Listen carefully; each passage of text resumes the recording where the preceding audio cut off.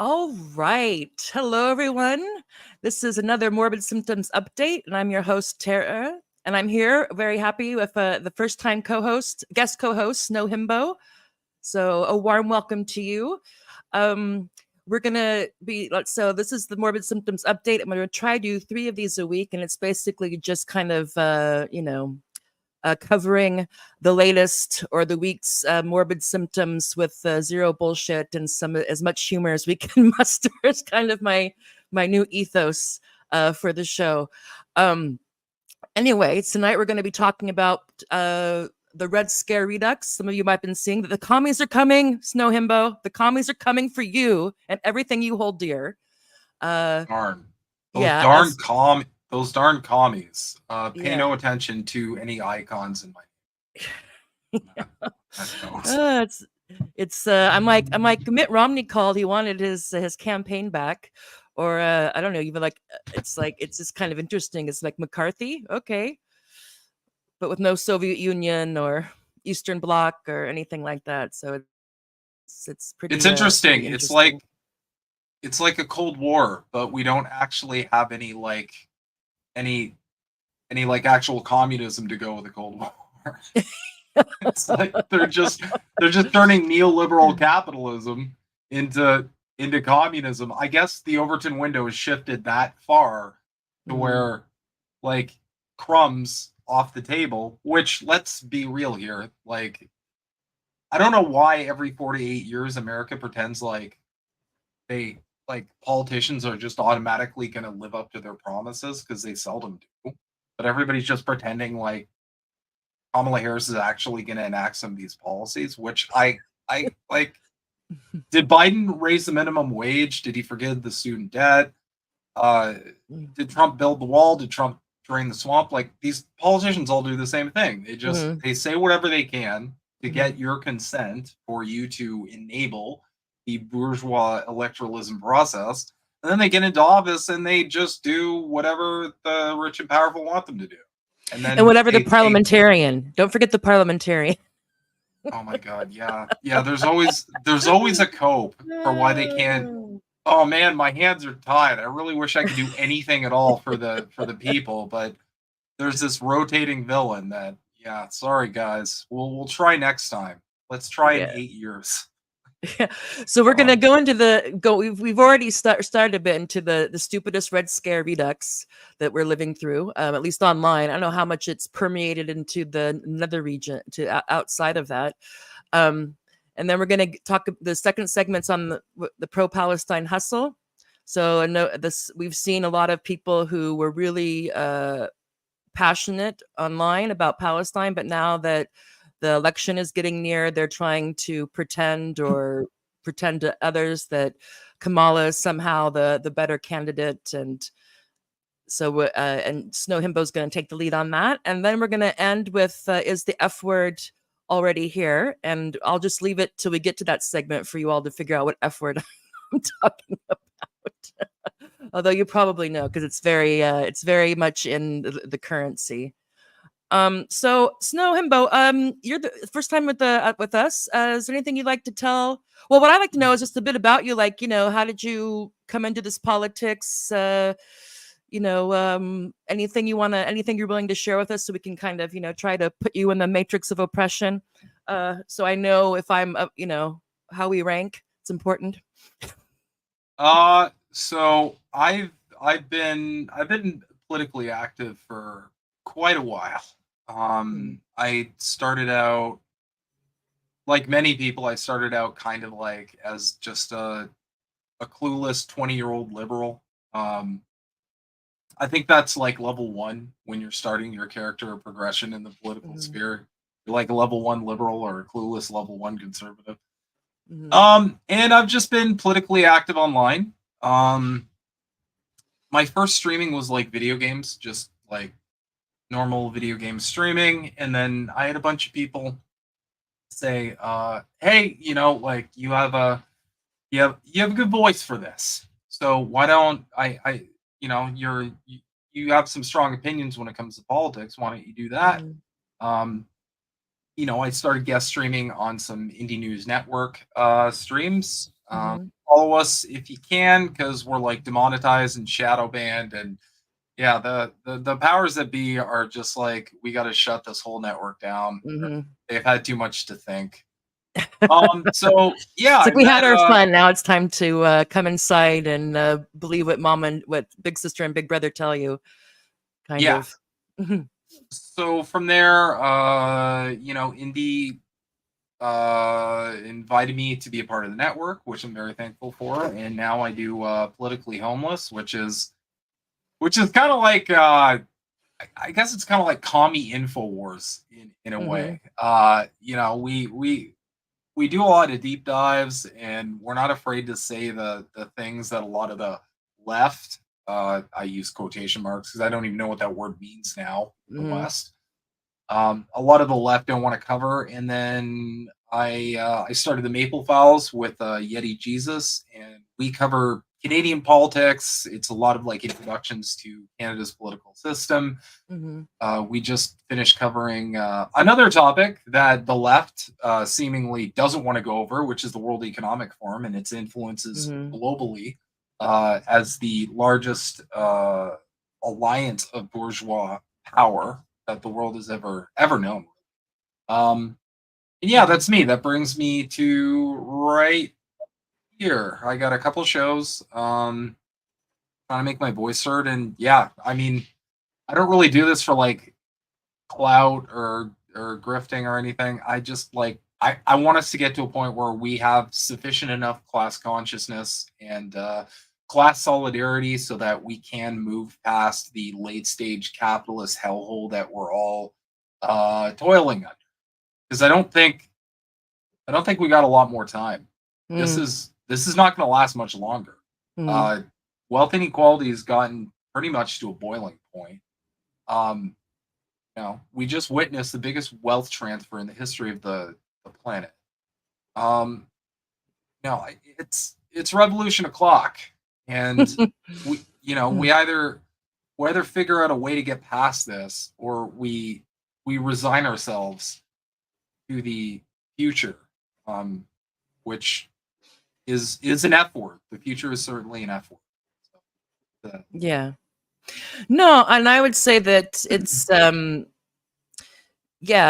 either, and this is the thing, is that another thing when you call the left and right, it's another morbid symptom. I think we need to get out of that, because it's left and right capitalism, it's left to right liberalism that every once in a while goes over into fascism when things get when too many natives get too restless, and too many of the plebs get too restless, then you have these spikes, and then there's going to be, another lots of destruction, which of course you're going to have various strands of capital that make money on the destruction, and others that make money on the reconstruction, and some that make money on both, if you're particularly like these conglomerates. So the idea, I think, that people tend to think that they're in it too, that they have to realize the quote unquote the ruling class elites are in it too.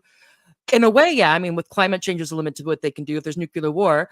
But even then, I think that if Scott Ritter is correct, I can't remember the document he talked about, but he said that there's people in Washington and probably also in UK that think that they can win a nuclear war. Yeah, half the population will be gone, but that they can, that it wouldn't be like a total annihilation, and this idea that the chaos is, nobody wants chaos. Well, they want a certain level of managed chaos. Certain people, depends on who, it depends on their point of view and their position. They can be wrong. I mean, they can get swept up. They can get swept up in it. There was every once in a while there's a revolution, and heads can roll metaphorically and literally. I'm not, so we'll see. But it's also, I think, that I've been thinking a lot about how when we see a lot of people who will say they're socialists or Marxists or the left, and as soon as that costs them anything, they go totally liberal. And it's like, okay, well then stop pretending. If all you can do is be the best liberal you can be, then be the best liberal you can be. Do that. With half this, it's which is basically like the DSA, but it's not only the DSA. It's like when it comes to Palestine, if it comes to COVID stuff, if it comes to what you're talking about, the WF, like, you know, anything that's going to cause them to lose any invitation or to get some mean tweets or something, they're just so well neutered. And women can be, I know that, well, yeah, women can be neutered too, but it's just is like, and these people want to be like, they're going to lead what? They think everything's going to be resolved at a seminar, at a from a petition. No. I mean, that'd be great. Once the framework is set, once you have the framework that the majority is in agreement to, then you can have these fantastic ways of dealing with agonism if we want to go with Muffet. But when the thing's dying and all it can do is make things worse or postpone them for a lesser and lesser amount of time, then at some point, I don't know what that guy's name was, that either you have, either we use this, it can go break towards socialism, or we're going to have another round of barbarism. And it's looking like the latter, because there's too many pussies on the left. And I mean that not in like, I'm a female, not in the female anatomy, but you know what I mean. So I shouldn't say that. Sorry. I get mad if my son says it. I shouldn't, with his friends. I shouldn't say it. But let's say betas, too many betas.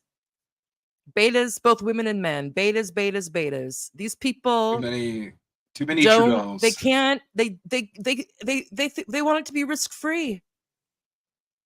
I think. Well, there's a couple issues with the left, or even the far left in the West in general.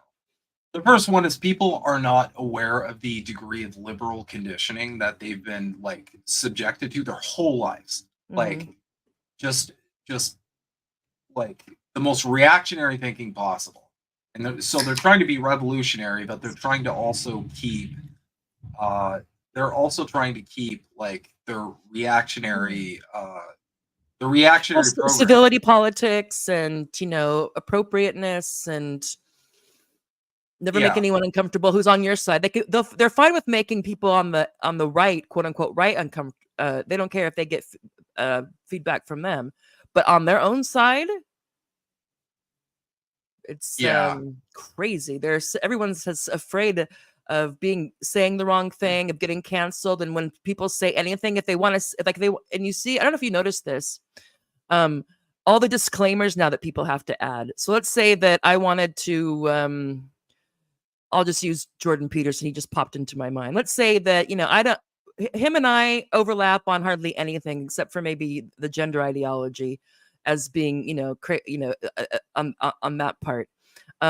Where it came from, him and I would differ, but the fact that it's a problem, we agree, but where it came from is a different story. Now, let's say he said something and I wanted to share it because I thought it was interesting, even though either I agree with it or I didn't agree with it. I would feel compelled either not to do it or to say, like, yeah, I don't like him. I realize he's a misogynist and a Nazi and a this and a that and 5 other things. But there's just one little part that's 5 seconds that I think might be interesting.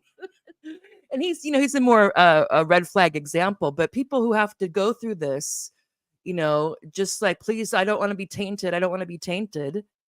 And then somehow convince themselves that this is free, that this is the way to organize. This is the kind of solidarity that you want to have when everybody's on eggshells. It's weird. Yeah.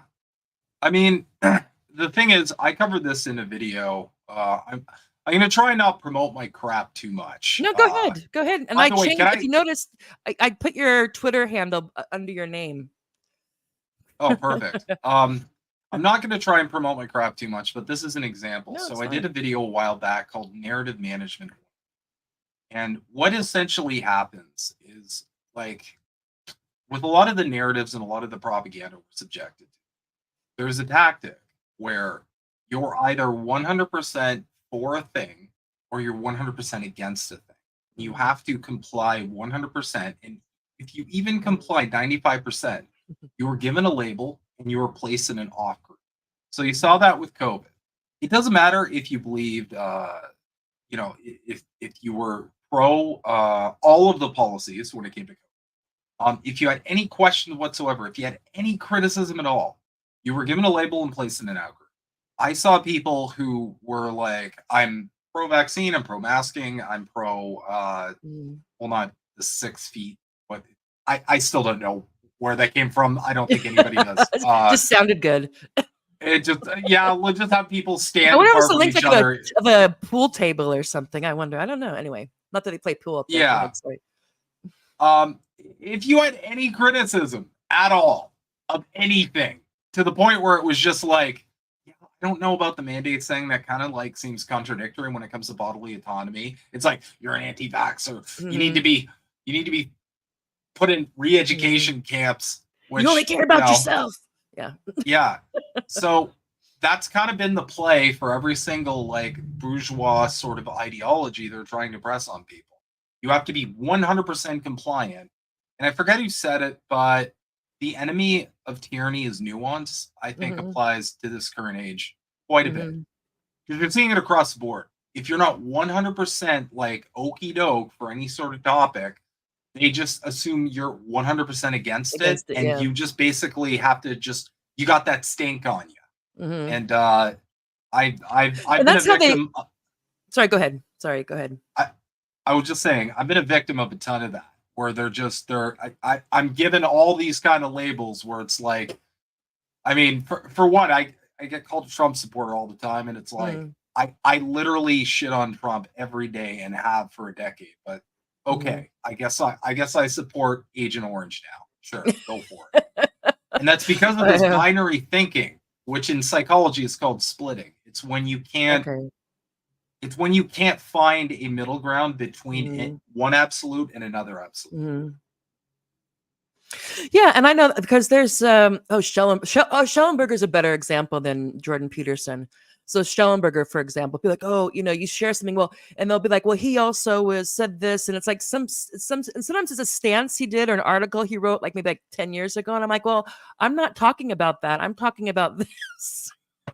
Yeah. And this idea, you're so right that you have to swallow everything whole. It's like, why? I can be like, I mean, what happened, like we said, with nuance or dialogue or the dialectic, like the back and forth. You're like, and if you have somewhat of a good faith approach, and of course it can get dicey, we get our dander up and whatnot, but it's like, I have to think, you have to think, and it does help if it's not just this crazy, oh, well, you're whatever, and I can't remember what it was, and I was thinking like, this is so crazy. It's like, or now it's really difficult with the and I also struggle sometimes with some of the people who I really trusted on resources for certain topics, who sound like they're IDF soldiers. It's just like, that's difficult, because then it's it's a bit that's a bit harder. And he also, he's I think Schellenberger, I'm a bit off track here. I think he believes in the fantasy of liberal Zionism. I'm thinking that's where he's at. But anyway, it's this thing that you can't exactly, and it's like, then you again, that's why people fill all these disclaimers, and I'm sure that's why you brought it up, is because you have to be like really sure, or try to preempt any taint or any wrong think or whatever, to be like, to be crystal clear about everything about this person that you disagree with, or know that you have to pretend to have to be strongly whatever before you can interject something they've said or done into a conversation. It's like, this is it's tyranny. It's progressive authoritarianism, and they get off on it. And now the reason why I brought him up, sorry, is because as an example, is that he talks a lot about type B personalities. That for some reason we have a lot of organizations or institutions that are being, we're producing these type B personalities. And I thought it was kind of interesting. Now, to me, that's not an explanation. That's something to be explained. Yeah. So we're good Marxists. So we'd want to explain that, not just say, oh, well, there's a lot of type B personalities. That's the explanation. It's behavior. To be like, well, why is there this uptick? If there is, why in certain, to explain that, but just bring that up, and then you immediately get, well, he's a Zionist, or he said something bad about the homeless in San Francisco, or whatever it was. And I'm just like, these people don't want resolution. They want a right fight. They just want to. I don't know if they realize it or not, how unpleasant, at least for me, and I'm sure for you, how unpleasant it is, those types of situations. One of the reasons why I'm taking a break from academia, or I don't know if they'd let me back in if I wanted, but I just got so like, I was like, ugh, I can't pretend anymore to speak this newspeak or whatever it is. Well, I mean, I feel like in a lot of these situations, I try not to be too cynical. I am very cynical, but I think It's hard. I think in 2024, kind of have to be cynical to be a Marxist. I think it comes with a package. Like Karl Marx just did his like 300th rollover in his grave, I think, just based on what we're going through. But I think the conflict, whether people realize it or not, I think the conflict is the point.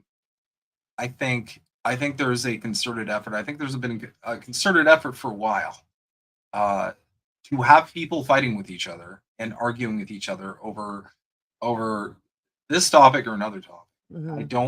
I don't think the point is the resolution. The point is to keep people fighting. Because I think the biggest thing that scares the ruling class is the idea of a united Western proletariat. Which is why you see all of these wedge issues and all of this like crazy infighting. And it's also why I think whenever you do see any kind of like actual attempts to like build dual power or build that solidarity, you see such a concerted reactionary like effort across the board. I saw this when and you know, I'm not the first one to say I know definitively, but I saw this when the American Communist Party launched and announced its launch.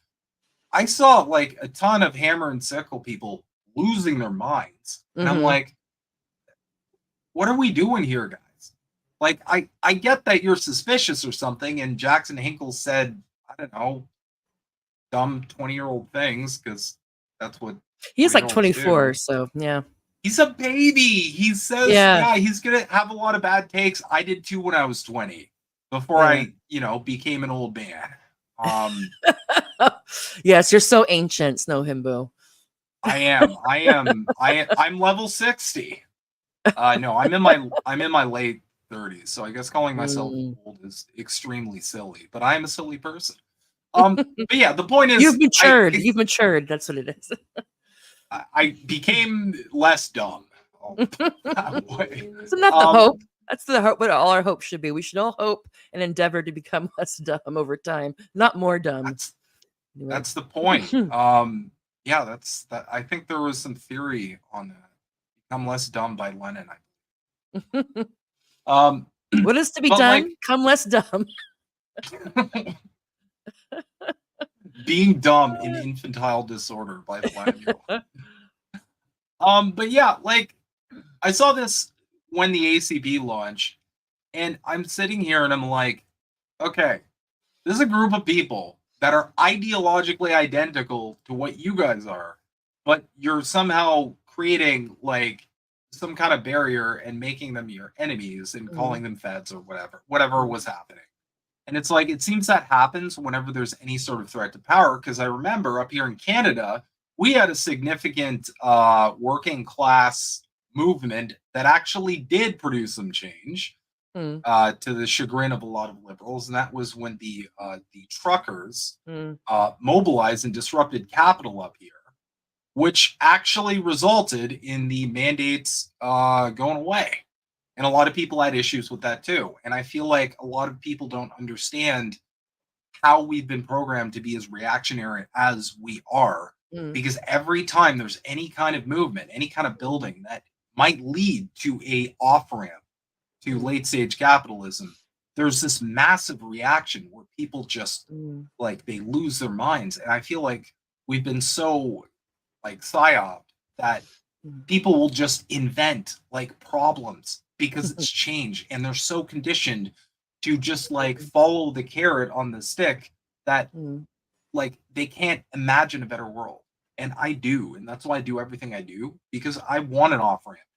I think we can have a better world out there. I want Star Trek, Cara. I want Star Trek. I do. I'm so tired of cooking for these kids. I want one of those things in the wall.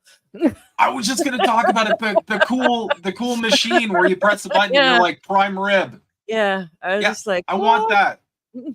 I want to be able to explore the galaxy and stop like blowing. Like it's 2024, we're still blowing each other up. Like, what are we doing? This is goofy. Like, and then you look at other countries. I just saw a video where they shared of like what China's doing over there. They're already in the future. They've passed us. They've got like cyberpunk going on over there, and we're sitting here like fighting each other over like, is it okay to bomb the, I don't know, 50,000th like innocent person over in the Middle East? We're fighting about that, and other countries are actually like trying to build and move into the future. And in the West, we're just stuck here. And I feel like we're stuck here because of this reactionary programming where a lot of people, it causes them distress to think of any reality that isn't the current. Yeah, and before I want to respond to what you said, but before we get too into that, I do want to make sure that we clarify, if we can, what we mean by ruling class, so it's not so abstract. And I can go first with what I mean, or what do you want to go first with what you mean by the ruling class? Yeah, so the ruling class, what I feel like I use that as just a simple term to describe the bourgeoisie, the agents of capital, if you will, the billionaire class, the rich and the powerful, who have not only captured all of our regulatory bodies, they have also captured essentially all of our politicians, not just in America, but also up here in Canada. We're kind of like this pretend to be nice country that's basically a front for these massive mining companies that that engage in monstrous imperialism across the world. I just basically refer to the rich and the powerful who actually make all of the decisions. They're the ones that actually decide what direction the West is going to go in. That's my definition. Yeah, and I would just I don't want to say clarify. I don't disagree with that. I would just say that again, there's if we talk about just the ruling class, it's the people that own or control the things that all of us need. So like when we talk about the means of production as an old word, but it also can mean the internet, Amazon, the roads, electricity, everything we need to produce the goods that we need to not just survive, but to have a fairly good time. The people that own that or put themselves in between it to control access and to take a fee are the kind of the ruling class. And of course, like you mentioned, they're the ones that are the big donor, the donor class. Who make sure that no matter who the Republican or the Democratic side of the corporate capitalist state, that their interests will be mostly, at least, or will be protected. Which doesn't mean that they never do anything that a particular capitalist or particular sector of the economy doesn't like, but capital as the system itself, to sustain the system, they will do what they do. If it's between sustaining the financial system or a huge market, they will do that as an expense to the people, the environment, whatever, time and time again, and tell us it's because the economy, we had to do it, or whatever. So that's what I mean. And then you have, so that's like the ruling class. And then you have, when you talk about the bourgeoisie, I also think those who kind of run things for them. So the PMCs or whatever, that kind of keep this all the major institutions and organs running. And then there's we could go on down the line. But yeah, I just try to clarify it because when because people say like the globalists, or they'll say the capitalists, and so it's okay, yeah, it is the capitalists, but it's also the financiers and the large landowners and this and that and whatever. So it's anyway. I don't want to get too far into a capital volume one thing. Yeah. But if you think about it, and that's what's so sad about how people are so reticent, there's not that many of them. If you talk about the ruling class, the people that really own or control, the things that we need for our everyday life, or we've become accustomed to, it's not that many people, but they control the coercive arms of the state. Yeah, so the military and the justice system and the police and whatnot. So that's the thing that anytime when the military and the police start not doing what the regime says, TikTok, something's happening. Not that something good will happen, but something's happening.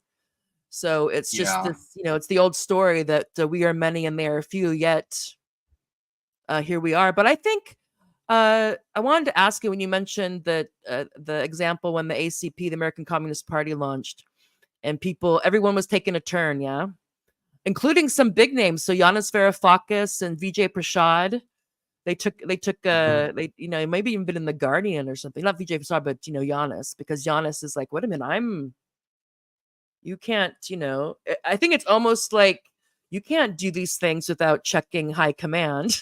You need to. I think that's exactly it. Like who Um, are these upstarts over here who haven't, maybe what you're doing doesn't, maybe, you have to be DM friendly or whatever it is.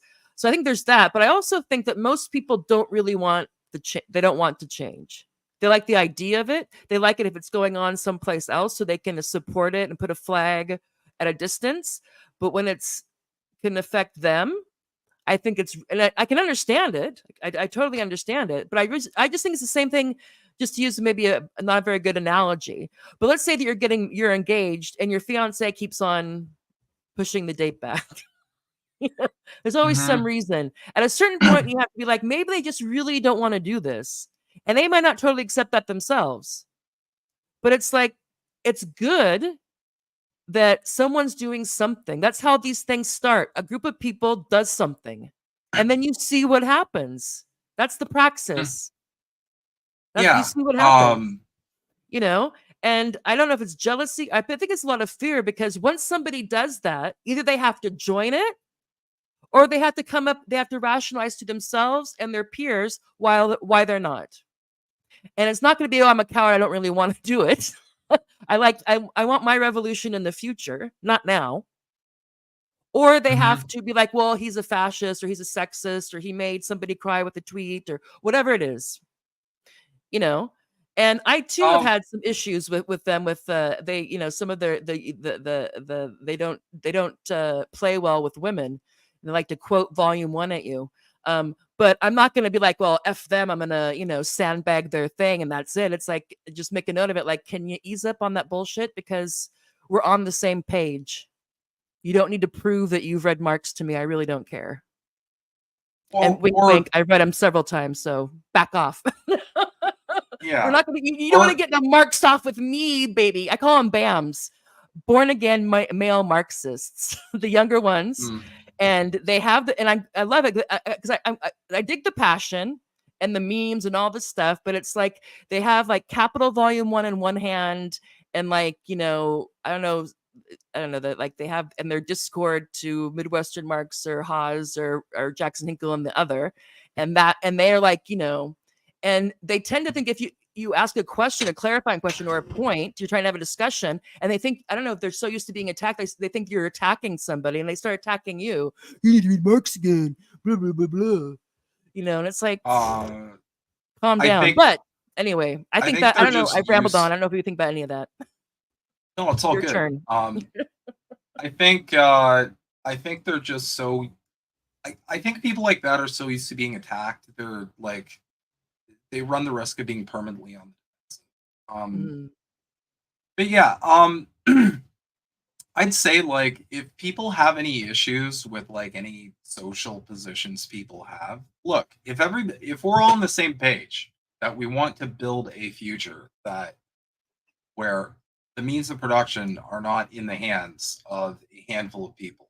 Mhm. Um, I feel like that's a good thing to build Mhm. together. If you Mhm. have any issues, the, the the solution isn't to just paint these people black. Mhm. It's to engage them in Mhm. discourse and argue your case. You know, otherwise you're just kind of signaling that these Mhm. issues you have are more important than the prime aim that you claim to have. Or they start functioning as defense mechanisms, right? Like, well, I would, but you know, I would join or I would participate, but he said this or whatever. It's like, How are you going to fight the How are you going to fight really? You're down for the class struggle, and you can't handle this difference of opinion. I Yeah, mean, I just I think this mean, constantly putting up excuses, putting up another set of what are those things called? Oh, and I don't even know why the things you jump over in track. I can't think of it. Hurdles. Oh my god. hurdles. Yeah, Like barriers. another hurdle, first this and this and this, and then we'll finally, then we'll be ready to go. Then we'll really get serious. And it's like it's never gonna happen. Never gonna be a perfect Yeah, time. and I mean, the thing is, I've seen this. As I said earlier, I'm very old, guys. I'm your Uh, elder, Snow Himbo. oh no. But yeah, I've seen this my whole life. Every single movement that has threatened power, you see a concerted effort of people presenting these hurdles. Uh, every single one. The anti-war rally was a perfect example, where you had a bunch of people, they were all on the same page. We need to stop the war, and you had a concerted effort to call it racist, evil, blah blah blah. And I noticed the moment I noticed it wasn't like a sincere opposition was when everybody started screeching at first about Scott Ritter being. So it's like, okay, Scott Ritter's involved. This is a problem. So then he wasn't involved. So Caitlin Johnstone pointed this out. She's like, okay, well, Scott Ritter's now not involved with this. So does that mean you now support it? And instead, what everybody did was they just pivoted to the next speaker. They know they can't like go after Jill Stein, for example, because it's like, well, you have to pretend like you're aligned with Jill Stein because she says she has a lot of positions that you agree with. So they went to Jackson Hinkle. So it went from Scott Ritter to Jackson Hinkle. And eventually I was just like, okay, at this point, I think y'all just do not like reactionary forces have successfully decoupled Marxism from class struggle. Yeah, I and you agree know with that. what? Marxists let that happen. I think we really have to and this is my motherness coming out. Not that I want to talk down to anybody, but when we're pointing the finger, the reactionary forces uncoupled Marxism from class struggle, and the Marxists let it happen. They were terrible stewards. They allowed so many other organizations to turn into affirmation circles or something, and it became like, I'm a part of this club, this Marxist club, so any issue I have or anything I'm doing, you have to support that. So Mm-hmm. it intersectionalized itself into liquidation. Yeah. And The they got other, the short end of the stick because because if you're going to study gender, you don't have to, or race, you don't have to study class. But if you want to talk about class, you got to talk about everything else, or you're going to have a problem. So I think that the left as it stands has to it can't the center can't hold. So the people who are serious that have don't just have the Marxism and because they think it sounds cool, but if that's the core of their analysis and their politics, you have got to learn to say no. No, that's not what we're doing. No, that's completely ideological. No, men can't turn into women and women can't turn into men. If you want to live as if, that's one thing, but the other, whatever it is, or self-defense is not bombing all the kids. Whatever. Kamala is not whatever. I mean, I don't know what it is, but you know what I mean. That mhm. at some point it went freaks to the front. Now, freaks can be great. There's a spectrum of freakiness, but if it's and I have to wonder that if it's because it's a coping mechanism, because the class politics is so empty, because the struggle has been so whittled down, they have to put up these other things to make them feel like they're making some sort of progress, at least in the cultural sphere. Oh, look, we have whatever, and it's just like, so I totally agree with that comment, Keith, but I would say that the reactionary forces could not have done it on their own. They had a Yeah. No. welcoming, nutritious, fertile garden from the 70s on, or maybe the 60s on, from which to do it. Well, And I mean, anyway, another thing that people need to realize, I feel like feel like that is really important. Any movement, any ideology, anything that is going to threaten power is going to have infiltration. It's going to have wreckers. The social media sphere is polluted with wreckers. This has been it's a going to have thing. idiots. It's going to have people who are ignorant and useful idiots. It's going to have people who are scared. You know, That I mean, too. we're people. As Dr. West would say, we're all cracked vessels on our, you know, which is true. He has a point. Oh, cracked vessels. I thought you said crack vessels, and I'm like, no, cracked. We're all cracked vessels. Yeah, that's a good way to put it. And again, like, you know, because of our conditioning, a lot of people are gonna freak out, especially when it gets to the point where real change is possible, and we're close to having the levers of control. A lot of people are going to get very afraid, and that plays into, not to, a disclaimer for people, I do have a degree in psychology, so sometimes I go psych nerd. It just tuned me out. Yeah. I have a DPhil snow himbo. But in I have a doctorate in but not in psychology. What's your doctorate in? Geography. Nice. Social. Yeah. So I studied. My master's up through my postdoc were in India, and I basically looked at how how land was being turned into real estate. So how various peri-urban spaces were kind of like selling. Like, so my title is like selling selling Virar, selling this place. So how you go into having a lot of a variety, we'll say land tenure and land systems. From going to that to having it be prepared for capitalist real estate. When you have a situation when the cadastre and the registries are let's just say, porous. Okay. Anyway, so I'm a geographer, but it's focused on uneven development, urban development, particularly places in South Asia that have been turned into real estate farms from, from when they were actually farmland or wasteland before. Anyway, but I digress. Sorry. Nice. No, that's super fascinating. And I'm not saying that to be like, but every once in a while I think about putting it as Dr. Tara, and I think no, because I don't want to be, because some people, because there's the people that have like every single thing they've ever done, they have like 5 degrees in their Twitter handle, and I'm like, that's crazy. And then I thought about doing it as a joke, like having like, where I went to high school and like all through like, my junior year chess championship. And I thought, no, people would take it seriously. I noticed some of these people, they've got like all the alphabet letters. It's like MD, X, Y, J, and I'm like, okay, well, the way I do it is I just say I'm a psych nerd. I just kind of assume that through my language and through the things I talk about, people kind of like get the point that maybe this guy knows a bit about psychology. Yeah.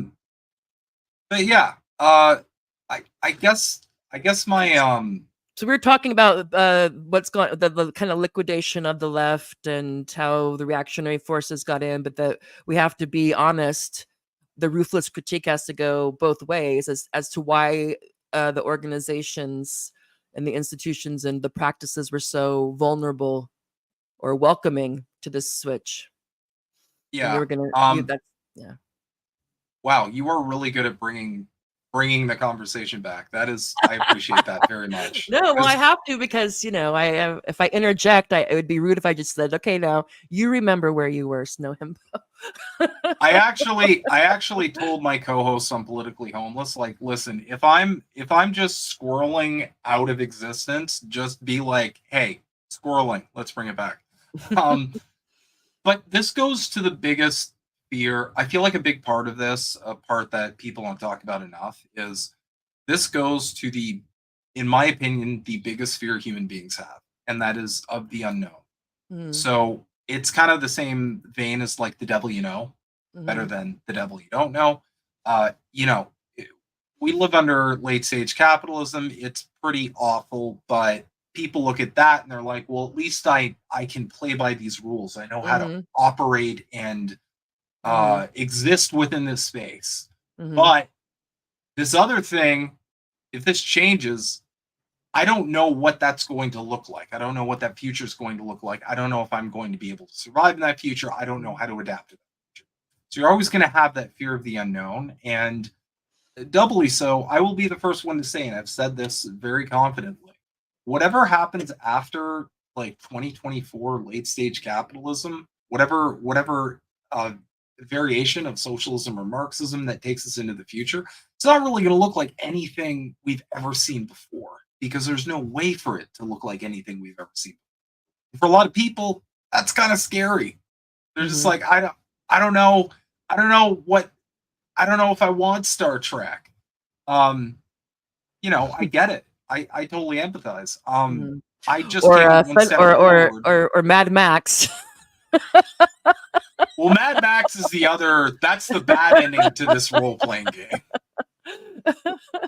That's if we don't do anything and we just keep going. Yeah. So Keith has chimed in here. Keith Hayes, socialism seeks to eliminate exploitation, acceptance of all those who are oppressed in a new way, let wolves into the henhouse, in my honest opinion. Yeah.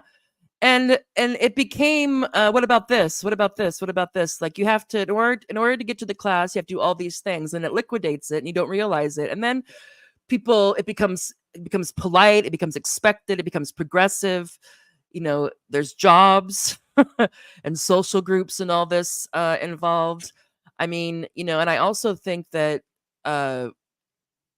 just to go back to, I don't know how this was when you were in making your way through higher ed, but all of a sudden you had to be interdisciplinary and transdisciplinary and all this stuff. And it's like, well, that weakens it. Not that you shouldn't, like, you know, read other things, but it weakens it. And you notice who did it the most. You know, and I always thought it was so funny because in urban studies, which I'm more familiar with my work in India, would be like, oh, you know, like somehow even Marx became, well, because he was German, you know, from German, like, you know, an old dead white dude, and he was imperialist and this and then that, and they're talking, you know, all this stuff about, you know, multiple epistemologies and multiple modernities, and I just love that. It's like any problem that post-structuralists have or postmodernists have, they just multiply it. Well, there's not one modernity; there's several modernities. There's not two genders, there's 45 or infinite genders. There's not one epistemology, it's multiple epistemologies. But if you look at, and this is what I think is so funny, if you look at who they quote, if you look at who that comes from, it's all these French guys. So you can have Deleuze and Foucault and all these guys, these cats, that's fine. You can talk about them, and as you're trying to, you know, learn from the South. But somebody wants to incorporate a political economy thing, even though political economy is much more widespread and much more widespread in these areas than French theory is. Somehow that's being, you know, ethnocentric or something. I'm like, well, why is it okay for you to use these French dudes who weren't even talking anything about what you're talking about? They love to bring in deterritorialization and lines of flight when they're talking about slum settlements. I'm like, are you kidding me? But it gets published. It's great. Deleuze in the slum. It's like, yeah, 1,000 plateaus in the shanty town. Like it's just, I mean, it's like, okay, but I feel like it's just an endless, like you said, there's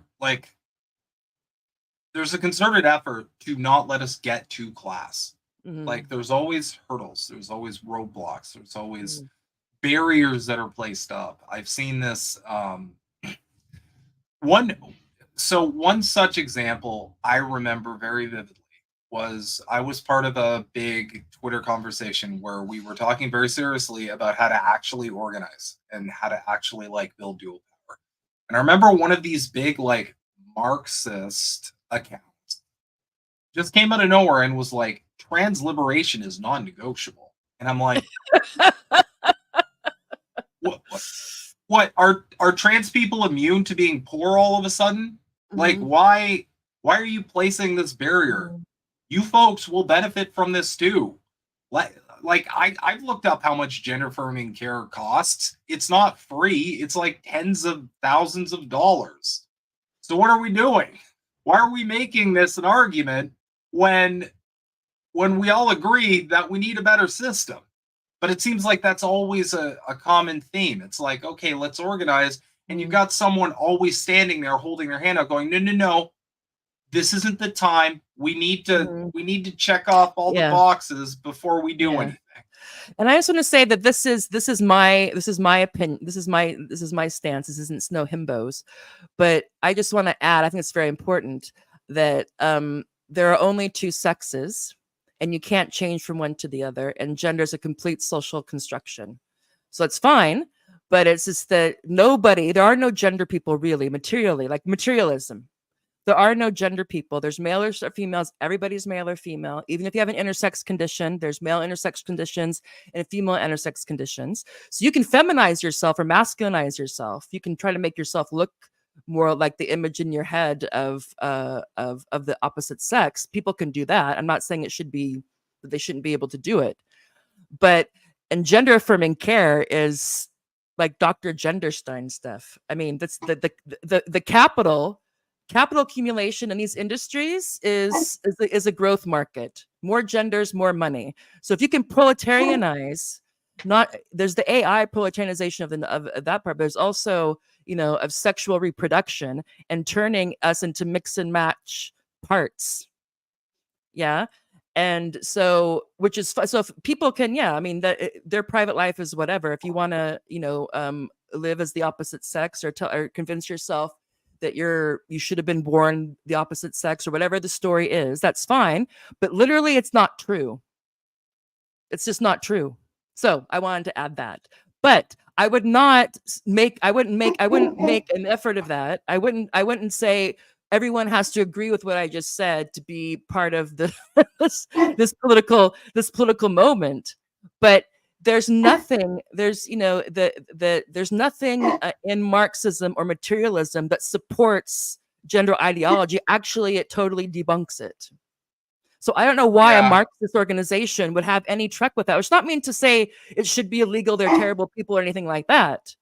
But promoting disassociation and that capital market is just, it's not progressive in my mind. But I don't want to turn this into that type of thing. Your point is correct, though. If they keep on with the Dr. Genderstein gender medicine, there's no, that of course, if people get healthcare, that would benefit the people who want to be affirmed in that direction into lifelong medical patients. This is true. Yeah, and I'm sorry, I've peaked. I used to be like you, and I just cannot pretend anymore with that. So I think it's important to start with the truth, and then how do we accommodate? What does it mean? Rather than start with a lie and try to pretend that it's not a lie. No, for sure. I feel like a lot of people I know have kind of peaked in this regard. A big blind spot I see on the left is that they, for some reason, when it comes to many cultural issues, they're just unable to analyze the elements of predatory capitalism within those elements. And for example, for trans discourse, a lot of people I know have checked out of this completely, myself included. Well, God's a minefield. I've only checked out of it because I'm starting to realize that nobody wants to actually find common ground, because you've got the Republican side that are like, we need to eliminate trans people. It's no one's saying that. They're just saying that I want to stop you there. Where's the middle ground between there's two sexes and there's not? I mean, as for the middle ground, there's no middle ground there. Some things there's no middle ground on. Now, can somebody who's a man change, feminize their appearance, and if they want to change their name and all that, should that be illegal? No. But have they actually changed? No, that's what I'm talking about. I'm talking about and it used to be, and I hate saying this, like I have a black friend, a couple of old school transsexuals, and they are also horrified by how this is they will say, I'm under no illusions of what my sex is, you know. However, it's become this. It's so that's what I'm talking about. Is that and the problem is that it got too far, and people are trying to scratch their way back now because people wanted to be nice. People didn't think it was that big of a deal, or whatever. And now you have puberty blockers. You have the really crazy surgeries. You have, you can get fired if you call someone the wrong pronoun. I mean, that's just tyranny. And it's like, I'm sorry, you don't get your own words. That's not how language works. That's a power trip. I decide what words I use, not you. And it's evolutionary, but it's just that if someone had said no when it started getting crazy, like it started to go from a metaphor, I feel like I was born in the wrong body, as a way of trying to explain to yourself and others what you're feeling, to no, you literally were born in the wrong body, and that there's no difference. There's just two types of women now. There's male women and there's female women. And I'm like, what? And it's fine, or I don't think it's fine, but until they end up in the prisons and in the sports things and in, all this stuff. And then all of a sudden you're like, well, hold on a second. And then people act surprised. That would never happen. It's like, oh, there's not people who will utilize access to women and children. Nobody does that. No one would ever do that. No one would ever, and to me, it comes down from the fact that people started treating a fiction as a fact.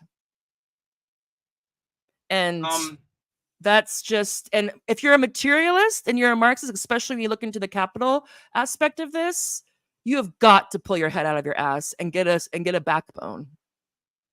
That's my thing, because this isn't going anywhere good. Well, the thing that I should clarify, what I mean about like common ground is on a rights base. So like, should an adult have the right to do X, Y, and Z? I always lean on the side of bodily autonomy, where it's like, yes, you should have the right to do this. But like, there's going to be people who check out of this. There's going to be people who don't, who have a different belief system than you, and they should also have the right to have that different belief system. Yeah, but the problem with that is, I see where you're going with it. The problem is that you have to have recognition. The transgender thing only works if other people go along with you. That's why they get so mad with the misgendering. Well, because it only works with the recognition. I wouldn't know anything about that. Yeah, I know. It only that's the issue. Live and let live is fine. But when you have what we call the trans rights activists, so there's a certain section of this, and a lot of them don't even identify as trans, but they've made this their starving black child in famine Africa, like it's the most oppressed person there is the trans woman. And it's the fact that you need, because if it becomes, if their thing is trans women or women, no debate, they're putting that on you and me. We have to pretend that the person in front of us, who we know is a man, is a woman. And they want to tell our kids that, that it's a choice if you're a girl or a boy or a man or woman. Is like, what kind of man or woman? Okay. What kind of girl or boy? Okay. But either or, that's, and so that's what I'm talking about. So the middle ground, there is no right. No one has the right to pretend to be something that they're not and have others be compelled to go along with it. You're not going to have any right in that. You can have toleration. You can have like privacy and rights of expression. Yeah, the freedom of speech and expression and right to privacy. Yeah, but that's not what this is. This is there's two types of women, and you need to agree with it, or you're XYZ bad thing. On that, on this group, I'm not saying everybody's like that, but on the most vocal, people who want to say that if you don't do pronouns, you're having a trans genocide because you're dead naming, and it's really mythical. It's really it'd be quite interesting if people weren't getting body parts cut off, and rape, and guys were ending up in women's jails and rape crisis centers. You'd be like, okay, it's kind of interesting. This whole thing takes off. But there's in my opinion, there's Now, I'm not an expert on this topic, so I'm not going to say Lucky like, you. And we can yeah. skip it if you want, because I wish I Oh, wasn't. I didn't go. no, I no. didn't try to be. It found me when one of my friends was kicked out of Labor Women for not agreeing to this stuff. That's when I thought that's when I was like, wait a minute, I need to look what's going on here. Yeah, no. Yeah. But we can go on to something else. I don't. I don't need to. I don't need to Mhm. skip stuff personally, just because Okay, like no, I just I'm not. this I'm wasn't not on one our of these topic sheet, people. so Yeah, I'm not one of these people who's like, "Ooh, I gotta avoid that," or people are gonna be mad at me. I don't give a shit. Mhm. I got my opinions, and Mhm. if people like them, they like them. Mhm. If people don't, then there's a million other weirdos Yeah. that you can follow on the internet. um, but like, I feel like there's a lot of different things going on. First off, yes, there's a lot of TRAs, if you will, from NGOs, and from my understanding, a lot of these come from a top-down sort of Mm. thing. A lot of them are BlackRock funded. I know that for a fact. Mm. So this is kind of like coming from a bourgeois Well, sort of yeah, framework, there's a lot which of I money to believe be is made. what Yeah. Alex said. Yeah. Yeah, I think Alex said that on your show with him. Which please have him back as often as I'm possible. trying, but he's a I busy, love busy that man. man. I know. You're now. I have 3 unicorns because I told him when and he was so nice. 'Cause I just like chatted him up on Twitter. I'm like, you're like a unicorn because you're a Marxist and a man, and you don't pretend that sex is on a spectrum and all this stuff. And I Well, said, "Would you?" And I asked him, and I literally said, "I said I want to do a show on how the left was trans. Will you come on?" And he was immediately with a yes. I'm like, "Oh my god!" And when he came on, Tanya and I are like, "It was too." I'm like, "He's like a unicorn." And now there's 3. So there's your unicorn, and also, well, not a unicorn, and also Garrett from the Social Populist. He also isn't afraid to say that 2 plus 2 is 4, regardless of how you feel about it. So. well, we need a common understanding because Mhm. as animals, as base animals, there's a male animal and there's a female animal. We need like a base biological understanding, or like what are we doing? And the part that's confused me, and again, no expert, but I don't know where like you've got Just hold on biological one sex. one quick second. Sorry, Keith. I see your messages, and I'm gonna put them up on the screen. I'm gonna Snow Himbo is gonna say what he's gonna say, and I'm gonna say something because all this crap I've had to learn should be good for something. And then we're gonna Yeah, go through your. Then we'll go through your comments. So don't think I'm ignoring them. I see them, Keith, and thank you. Okay, sorry. Go yeah. ahead. So there's like biological sex, and then there's gender, and then there's personality traits. And the confusing part to me, at least, as someone who isn't an expert, is I've never been able to reconcile where like one part of this starts and the other part of it begins. And we also all need to kind of agree that, like, just as a biological entity, Hmm. you know, you are born a male or you are born a female. That doesn't mean your right should be taken. Okay? But like we all have to kind of understand that. That's Hmm. got to be the core, like the Hmm. framework. Because if you Well, and don't this start was from there, obvious until like 5 years ago. I mean, it's just yeah, crazy how it just went from, well, maybe 10. It was like it was small, and all of a sudden, whoop. But yeah, go ahead. I remember the weirdest part of it. I saw a comment. This comment to this day, it just I don't even know what to do with the comment. But it was a trans activist person, and they were talking about their bougie p-word, to quote Ben Shapiro, p-word. They were talking Oh, about their okay. bougie p-word, and I'm like, what do you why are you referring what? Like it was just such a weird like Hmm. sort of take to go with, and I'm just It's sitting very here and well, I'm yeah, like, but it's an identity. It's not a sex thing. Don't you dare say that. I mean, and it's well. Here's another thing with it. There's it's such a. It's the most one of the most chaotic concepts ever. Like a 4-year-old who likes they call it gender nonconforming, so just a 4-year-old that likes stuff that his parents are surprised he likes or whatever, or maybe thinks, oh, I wish I was a girl or whatever.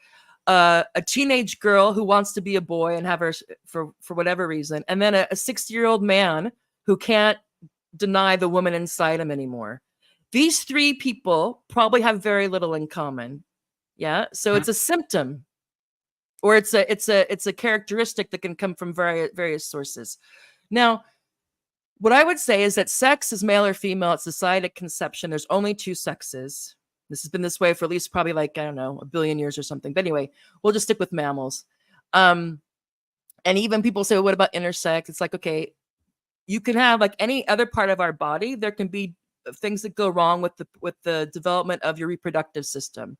So a baby is male or female and it's going on okay, then something for whatever reason goes off. And so there can be abnormalities to the external genitalia or the internal genitalia.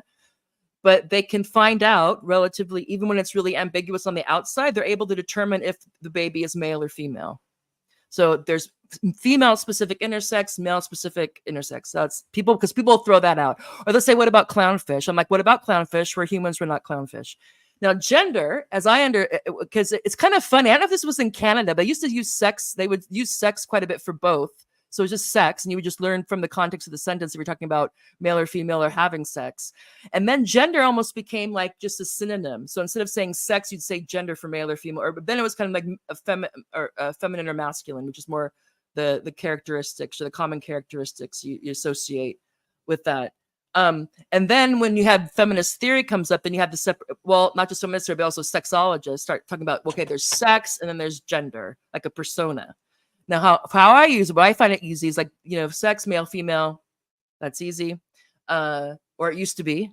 Then you have gender, which is the social norms and expectations and practices that get connected to male and female, girl and boy. And of course, these can have class differences. Personality is something kind of akin to, that's more like you have the spectrum. Yeah. So you would say that most often, if you have a girl and a man, the man will score higher on aggression and the woman higher on cooperation or empathy. And you'll have outliers. Yeah. You can have masculine men, you can have feminine acting men and masculine acting women. You can also have women who look more masculine or feminine. So you have those things are the spectrum, but the sex itself is not. And so if you're pushing this trans stuff from the top and you're Martine Rothblatt and Jennifer Pritzker, and you think that it's not fair that only women can be women or only females can be women, and you start working legally to codify and law this thing called gender identity. Yeah, you have to separate. You have a problem because most people, at least we thought, wouldn't go along with that you can literally go from a man to woman or female, male to female. So then they separate it. They create a binary, a split, and saying, "Oh no, you can have a female, a woman, a feminine gender in a male body. So that's where you get the male woman or the trans woman." So it's all linguistic, and it has to be linguistic. If you think about it for a moment, if they don't get the language, it all falls apart because we can see it. And if you think about it for a minute, you're like, well, okay. Because you play it out like, okay, if someone wants to, if someone's a man and they want to quote unquote live like a woman in the image of their head, yeah, fine. However, they're still a man. They went through male puberty. They're 30% stronger. A lot of men who transition later in life are heterosexual. A lot of people think that most trans women or trans males are gay. They're not. A lot of them are heterosexual. It's a sexuality thing. People would say, kink, whatever. So they had to separate. This only works if you separate linguistically and legally sex from gender. And that's what this all is based on. And that's why you have to have the no argument thing, or it's my rights, or the hyperventilation, because it can't withstand any scrutiny. So that's why it's like, well, that's why it's like you're being mean, or you're being a transphobe, or you're being hateful, or you're a bigot. Not you're wrong. You're wrong for bringing it up. So it's just and what I think is hilarious, Snow, is that nobody thought this mattered. Like, did we really think we got to a point where sex didn't matter? The differences between male and female really didn't matter? I mean, well, I don't know if it was the people who were too much into office jobs, So it's a very PMC maybe thing mostly. Oh, what does it matter? Male, female, it doesn't matter. It's like, yeah, it matters. I have 3 kids. It Well, matters. I feel like the biggest thing that I think people need to realize is they need to understand, like, you need to have like bourgeois empathy, I call it, where you're like, I'm going to put my feet in the shoes of the capitalist and ask myself what their behavior would be like. And when I put my feet in the shoes of the pharmaceutical capital, when I look at this, what I see is, wow, I can create so many lifelong big pharma customers who are just going to keep spending and spending and spending, and it's almost like a subscription fee, especially when it comes to the kids. Like, if you get someone before puberty and you get them on all this medicine, well, they got to take that for life. You've got a customer for 70, 80 years. And I feel like that's a lot of it. And I feel like another aspect is our politicians absolutely use this shit as like wedges, like a wedge issue. It's a beautiful wedge issue. Oh yeah. Because you can get all the proles to rip each other's heads off over this endlessly forever and prevent any kind of solidarity whatsoever. And I've seen it on social media every day. People who should be comrades fighting over this and unfollowing each other and blocking each other and calling at each other and causing all of this division and chaos over something that, if there was a purpose to actually create any kind of like mutual understanding, would not be happening. I don't know how else to say it. It seems like that it went from accommodation and tolerance and all this stuff to like this tier, like a protection racket. If you don't use this, or if your organization does this, it's like, oh. But I think also, it's too bad. It's too bad because the thing is crying out for materialist analysis. And Jennifer Billick has been one of the few people who's been really focused on the tech and the farm, the capitalist part of it. And that's how I know about Martin Rothblatt and some of the other people who were these rich, very rich, like billionaire in tech. And Rothblatt owns Sirius and some tech firm, and the Pritzkers are all into the medicine. And Pritzker's also is big in the Democratic Party. Peggy Pritzker was single-handedly created Obama as a political figure from the Chicago scene to the national scene. So she's can be a queen maker. But it's just that. So on that, the money part is quite clear. It's like, okay, yeah, there's a lot of money to be made by this brand. You can be, more genders, more money. It's like a buffet. I want this, I want that, or maybe I don't want anything, or I want, whatever it is, whatever kind of mix and match Lego meat set you want, you want to create for yourself. So the money thing is clear, and it's also why they have to get it in law, because if people, it's hard to market this stuff if the state isn't going to if it's going to problematize how you're recognized by the state and by your workplace. So it's not unusual that these people, there was the legal and the institutional side happened quite stealthily, but also just you're a psychologist, just like, what is the appeal? Why, especially with women, because the people that measure this say it used to be very few women or young girls and women would have what they call gender dysphoria now. Used to like 80% or maybe was men and boys, and now you have it skyrocketing. A lot of teenage girls who want to opt out of being girls and want to be a boy. That in itself, but it's so hard people want to study it, but you can't when it's affirmation only, because you're not allowed to look at. We're being encouraged not to look under the hood with this phenomena that is crying out for analysis. Why is it so appealing to so many people?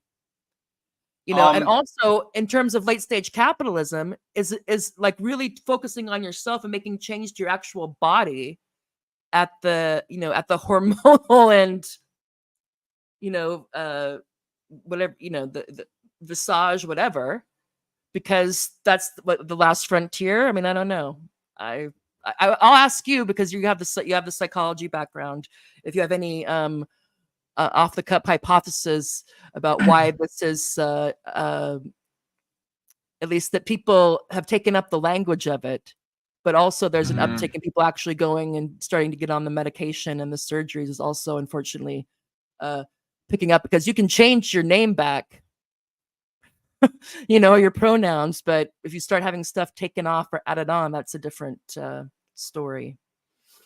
So it's so as of right now, it's studying it is a little tricky, because now it's become like psychologically, now it's become like part of widely accepted like discourse. Now it's becoming like this thing's becoming a trend. So you'll have that influence across the board, like broad spectrum. So that will influence people. It will it indubiously will. Excuse me. In addition to that, you're also going to have a lot of people, specifically people who are more on the narcissistic side. You're going to have people co-opting this as well as a means to receive like validation and that. So that's going to be one element. The other element too is, you know, there has been an uptick, and while it may be so societal influence, we also have to look at environmental factors. We also have to examine, why is this happening? Why is there an increase in dysphoria in people? We need to look at this from a scientific perspective as well as a societal influential perspective. And because at the end of the day, if this is an issue that is causing people distress, we should help. We should help like prevent this issue, because I don't think people want to feel distress at the end of the day. I don't think anybody wants to feel it. Yeah, and I would also add that that's also a percentage of the people who who are just have like clinical, I guess you'd say, gender dysphoria, and then the people who are, you know, gravitating to this who don't. I think, but anyway, I see. But of course, the most pressing one, I think, for clinically is the people who are very distressed by their sexed body, just as the, you know, because, and this isn't the only kind of body dysmorphia, is there? Because isn't anorexia also in this camp, or do they separate it out? Or the people who think, like, the people think that their like, I think it's even more rare that some people think like they have the like their leg isn't their leg or something, or they get, isn't there like a family of these issues? So when it comes to the issue of like body dysmorphia specifically, anorexia and bulimia and eating disorders can be connected to that. But essentially what it is, I'll give a basic example. You know, you're a person and you're like, I don't know, 120 pounds. You're kind of on the thinner side. But when you look in the mirror, you see someone who's like 200 pounds. You see like a heifer. You see you don't see the same thing that everybody else is seeing, and that's what influences the behavior of, say, anorexia. When you don't eat enough because you feel like you are too big, like you are larger than you actually are. So it's not a direct connection. It's that your perception of yourself is incorrect. Thus, that influences your behaviors when it comes to, you know, not eating enough, purging after a meal, or you know, supporting Israel. Or I just threw that one. Felt good. Yeah. But yeah, so it's kind of like, it's not a completely direct connection, but yeah, you're there's always going to be these situations where someone cannot perceive themselves in a way that is connected to a common understanding. Mm. And from the studies I've done on it, which are pretty, I would say they're pretty extensive, there's a commonality here. There's a commonality between body dysmorphia. There's a commonality between eating disorders. There's a commonality between the various dissociative identity disorders, which are like Okay. multiple personality disorders, uh, a break with your identity as a holistic person. Mm. They're all they're all linked to trauma at an early age, what we call adverse childhood events, ACEs, if Mm. you. Um, so all of these are kind of connected to the same boat, where it's like you experienced extremely traumatic events that essentially rewired, and this is what trauma does to a person. It literally changes the structure of Mm. your brain. Mm. Um, so it's not like oh, that was a mean thing and you just got to get over the mean thing. No, if you're Mm. traumatized sufficiently as a child, your brain is altered. Um, and there's some studies that actually show that people who are traumatized enough, the age they're traumatized at, that is the age they stop emotionally developing at. Okay. So is Which this where would this be in any way a factor in the type B personality thing that Schellenberg and those people are bringing up quite a bit? The idea that those are yes, that those have that would be in this that would be one of the possible explanations for it, is that you have an uptick in childhood trauma, and then yes, almost certainly. It tends to branch out in one or two different ways. There's a definitive connection with childhood trauma and cluster B personality disorders, which is the other way it can go. mhm, It's with sufficient trauma, you can become, for example, like someone with full blown NPD or narcissistic personality disorder, mm, or the worst outcome, which would be ASPD, which is antisocial personality. You're a sociopath. And mm, so you can either go from one side or you can go full blown over to the other side where mm. you're basically little finger. It's just yeah, there's no help for you. You have the cast of Game of Thrones and House of Dragon. At least half the cast. Yeah, that's why I love that You're show. I'm Daemon like, Targaryen. Okay. yeah. Um or you're Daenerys and you've got like full blown BPD, for example. Yeah, yeah, Um but yeah. yeah, it's Dragons. Ah! yeah. So it's and I feel like we live in a society where childhood trauma I do have a materialist explanation for all of this. I think the DSM, or the Diagnostic Statistical Manual of Mental Disorders, it's kind of like the psychologist Bible, if you will. Mhm. I think if we didn't live under capitalism, that would look markedly different. I think a Probably. lot of these things are Mm, due to capitalism. I think, for example, a lot of the intergenerational trauma from the boomer era of people, mhm, well, that was originally kind of passed down because of World War II. In World War II, while it mhm, wasn't directly caused by capitalism, it was heavily influenced by World War One. And World War One, you mm, could argue, was caused by capitalism. So all of these different things, um, you know, they kind of add up.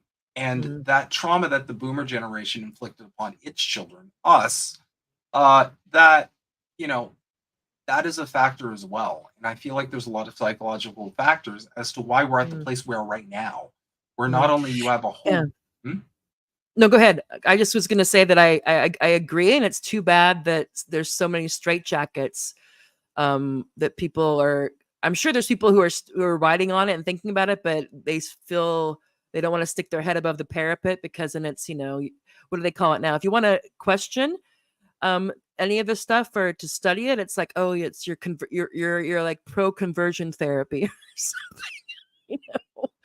It's somehow Yeah, to try to understand what's going on. You're negating it, which becomes an odd thing. That so this is like this idea that it went from a condition to an identity that needs to be protected, affirmed, and propagated, evangelized.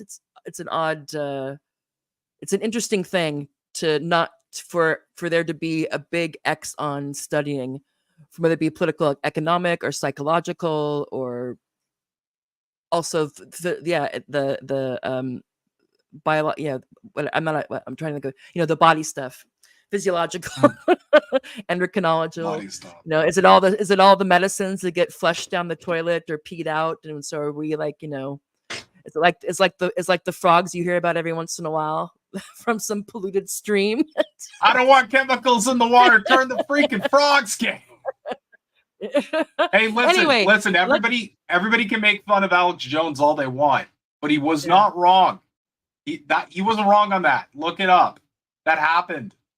The chemicals in the water did. Yeah, it's just yeah. So Tower 7. Okay. So let's leave this. We're gonna do Keith's questions and comments, and we're actually going to. And it was an interesting tangent. So it's not a tangent. It was meant to be a segue from what has gone on the left in terms of how it's become so weakened and the reactionary forces, which unsurprisingly led to talking about gender IDs being kind of a paradigmatic illustrative case of that. And then we had to talk about it. Let's see what the comments are before we go on to the Red Scare. Let's see. Here we go. I'm a Marxist-Lenin Keith Hayes. I'm in a Marxist-Lenin educational group. I'm a member of we had a guest who is a radical sex worker. Okay. She wants hookers to have a union. I think giving people who exploit a union is not socialism. Do you want to say something about this first, or shall I? So again, not my expertise here, but I've always kind of argued that, sex work in general is, especially the OnlyFans stuff, this seems like attempts to escape the class you're in. That's how I've always said it. Rather. Escape the what? The class you're in. Okay. Yeah. It's like you see these OnlyFans models and they're buying cars and they're buying houses, and it's like, if we lived under a society that actually spoke to the material conditions of people, they wouldn't have to undertake these drastic measures just to escape poverty. And now, I mean, at least here in Canada, the majority of people up here is in debt. We're all in debt, and that's not mortgage debt. That's just debt. Nobody has purchasing power anymore. So, of course, this stuff is going to be on the rise, and I'm not blaming people for doing so, because it's like, well, yeah, I don't want to be broke. I don't want to be paying down debt until I'm 80 years old, or stuck in one of these debt traps where you get stuck with the interest and you can never get out of it. I think it's interesting that you picked like the top shelf sex and adult entertainment. I don't know. I mean, OnlyFans can, of course. I mean, I don't know. Obviously, it could not just stay with the screen in between, but technically, it's not prostitution. It's it's virtual. Now, maybe it develops. Maybe there's some people who start that way, and it ends up, for if you want to take it off screen for more. But when I think about sex work, I think it's important that we focus on the average sex worker, the person doing like blowjobs for 20 pounds or something, or $20. And realizing there's a spectrum of that.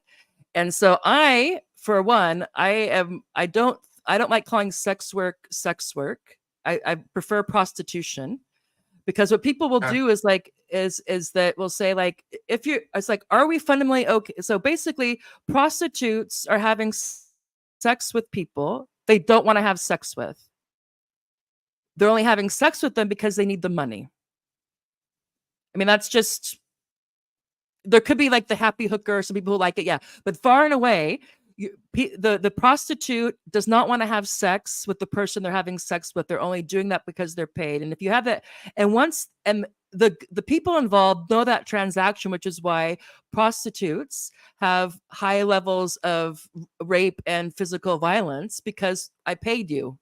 Yeah, it's like you signed on for whatever. Unless they have a particularly protective pimp, let's say, or maybe the guy gets extra and he can rough her up a bit.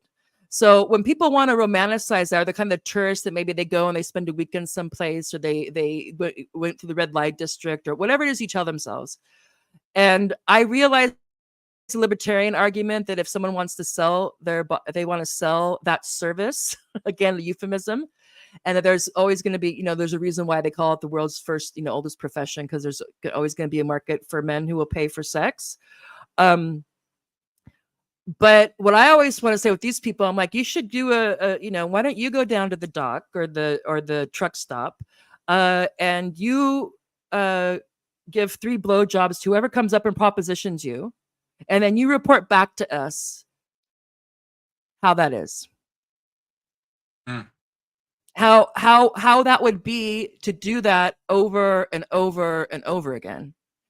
It's a difficult question, because we have the thing that if adults are adults, and then there's the argument, well, if it's regulated, it's safer, which people who have studied this say that's actually not, that the areas that countries or cities that have regulated prostitution, the unregulated, the legal stuff goes up as well. There's ways to do it. I mean, there's people, I haven't studied this, but people who have studied this. So to me, I'm like, no, I don't think the people who want, I find this, the people who want to say that Marx, you can find an argument, moral or economic, for prostitution and Marxism. I'm like, yeah, good luck. You're reading, you're looking really hard in slide eyes to find that, or that it's somehow liberating. I'm like, no, because at the bottom, it's someone's having sex with somebody who they would not have sex with if they didn't need the money, or if they weren't being paid. And that we allow the transaction to launder all of that away.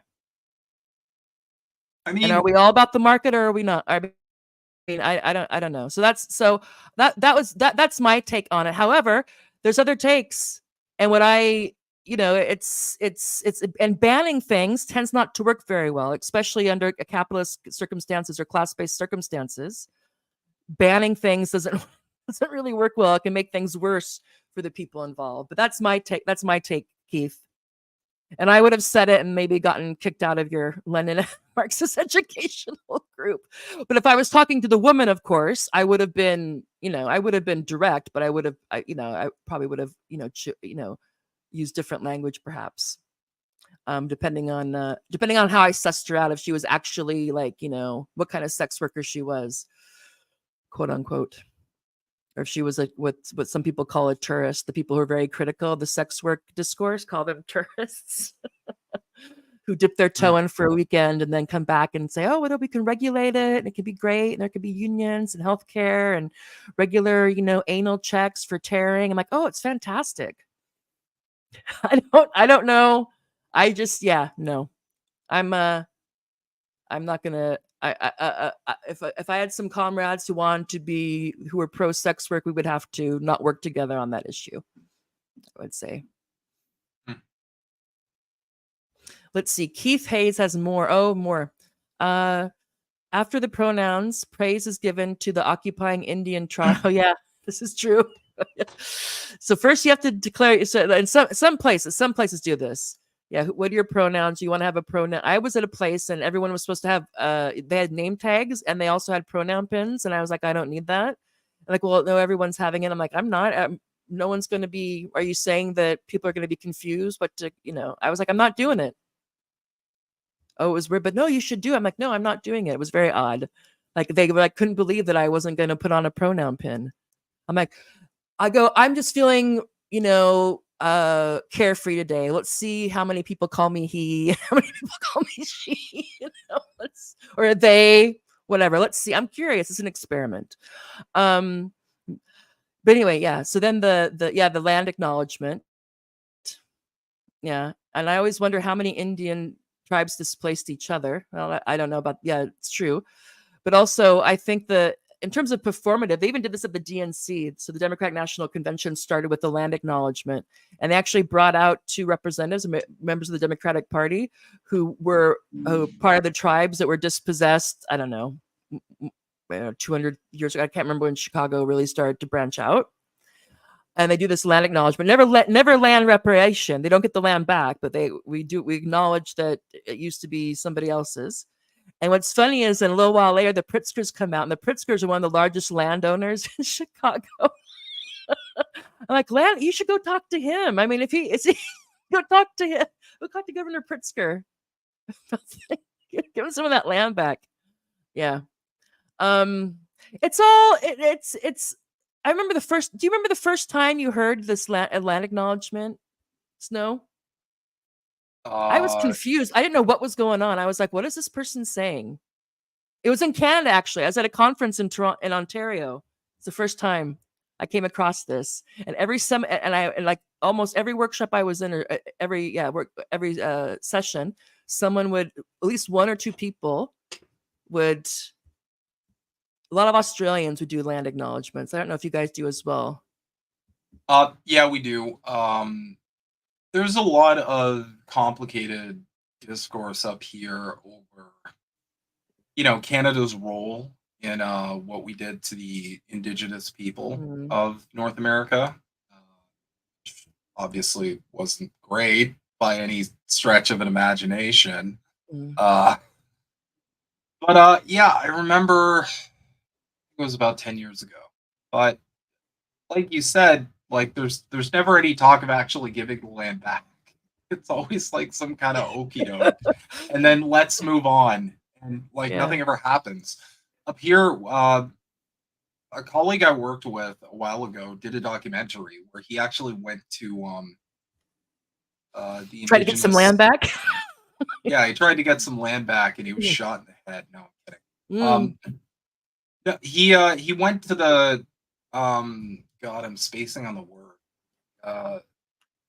Like basically the land that our country has set aside for indigenous people, and it's just like the people there are living in squalor.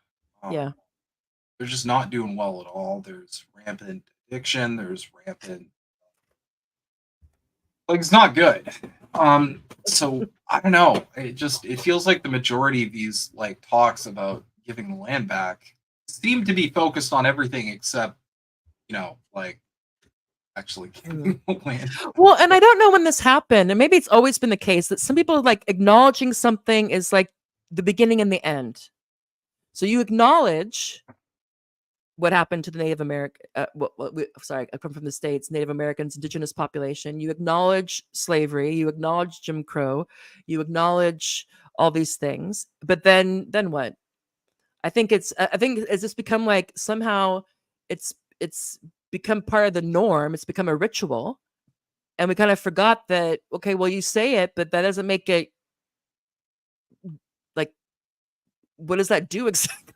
I guess it does nothing. I mean, I guess it's better than pretending that nothing ever happened, everything was great. Like, what do you mean? It was great for that. We helped the Africans out who we brought over here.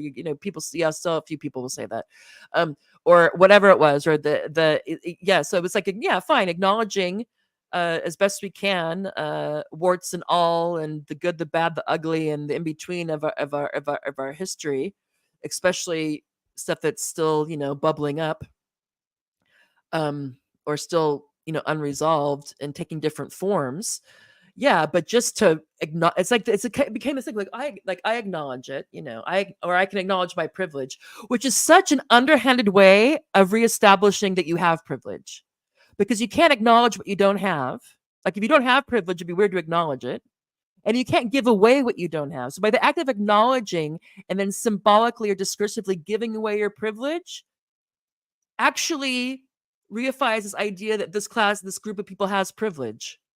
It's a weird thing, because if say that you and I could say, oh well, we have to acknowledge our white privilege, and we have to be really sensitive to that and make sure that we let other people speak. And then if let's say that someone got up and they were, I don't know, Mexican American, they were from maybe I don't know, Guadalajara, and were single mom and maybe gay, and let's say she wanted to get up and acknowledge her privilege, people would be like, well, wait a minute, no, you don't have privilege to acknowledge. We have privilege to acknowledge. It's weird. It's on the surface. It's doing something uh psychologically, for lack of a better word, different than what the a straightforward understanding of the sentence that's uttered. There's some weird things Mhm. going on. But that's anyway. Yeah, I remember when I was like, I remember I was in, yeah, I think it was in Toronto, Ontario. I can't remember. I was at a conference and I was like, and it started, and well, she was white, but she's Australian, gets up and she starts, and I'm thinking like, what is she?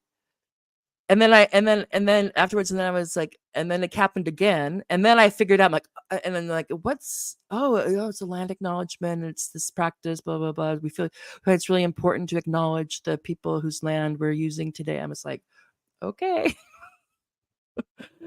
And then you feel Yeah, weird. You feel weird if you're like in a seminar and everyone's doing this and you're not, and you're like, I don't know who owned this. I don't know whose land this is. You know, and I don't know who. I mean, and I'm like, am I supposed to know whose property? Like, I was at the University of Amsterdam at this time. Am I supposed to know like who? Like, go back and find out who it was. It was just, I was like, oh my goodness. But anyway, yeah, these things that are these to quote Butler, these performances that we do, mhm. um, are interesting. And you just have to wonder, like, like the first person that either who started this, who just decided to do it, or the meeting that was had, if you're going to do it. And I wonder if everybody thought it was a great idea, or if there are people who were like, well, why are we doing this? And but you didn't want to say no because then you'd feel bad. You don't want to be the person that's saying no, we shouldn't do land acknowledgements, because that means you're a bad person, and we don't want to be bad people. So, Well, I mean, to draw a current example, it kind of reminds me of liberals who are like, "Oh, the the plight of the Palestinians is just so heartbreaking." It's like, okay, and oh, that's it. You're just saying it's bad, and we're not doing anything. Okay, okay. mm, It feels like the same thing. It's just like yeah. you're just paying lip service to something. Like, you're essentially trying to assert that you don't have a supportive position of a bad situation without actually doing anything, which actually indicates that you're kind of supportive of it because you're not directly opposing it. Um, Mm-hmm. what was that quote? Sorry, some quote about like indifference. Oh, I completely forgot it. God damn. It I was was actually some quote indifferent. about It's thing like indifference to violence is worse than violence itself. That one. something like that, where it's Mm, like, if you're just paying lip service, but you're not actually opposing mm. the bad thing, if you're not like actually doing anything to stop the bad thing, it's like, Then you're a okay, Democrat or a Labor. UK. yeah, you're a Democrat And or you're I don't know. Labor. I mean, Obama really perfected this, but it probably started with Clinton.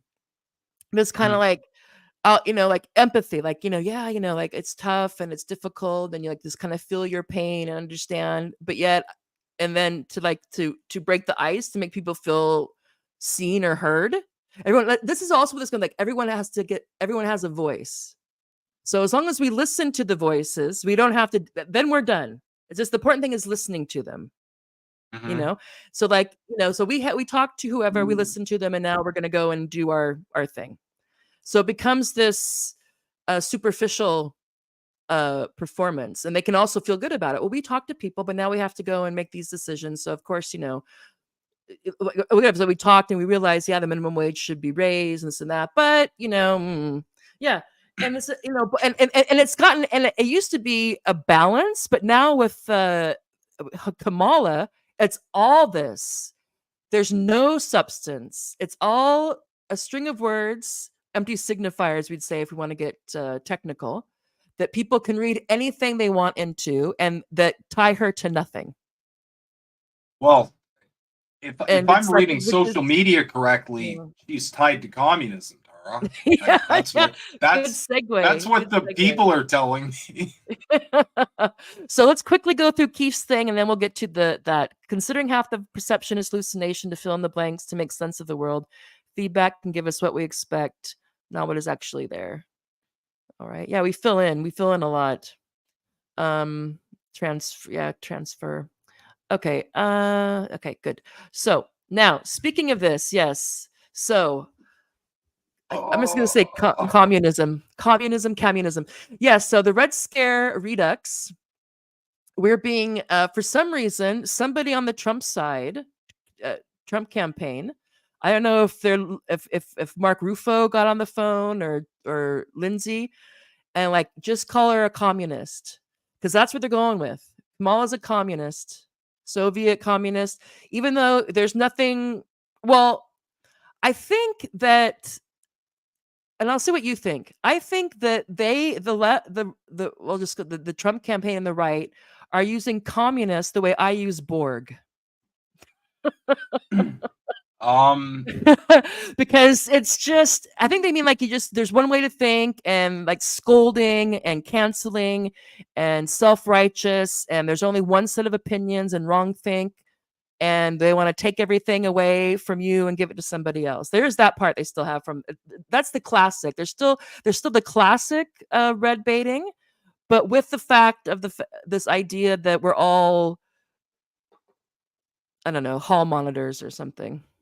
Which is odd, because it used to be the right that was the hall monitor. Now it's the left, at least in the States. That's and over where I'm at, that's the hall monitor. Well, Weird. The overwhelming understanding of the West of the word communism, which is already bad.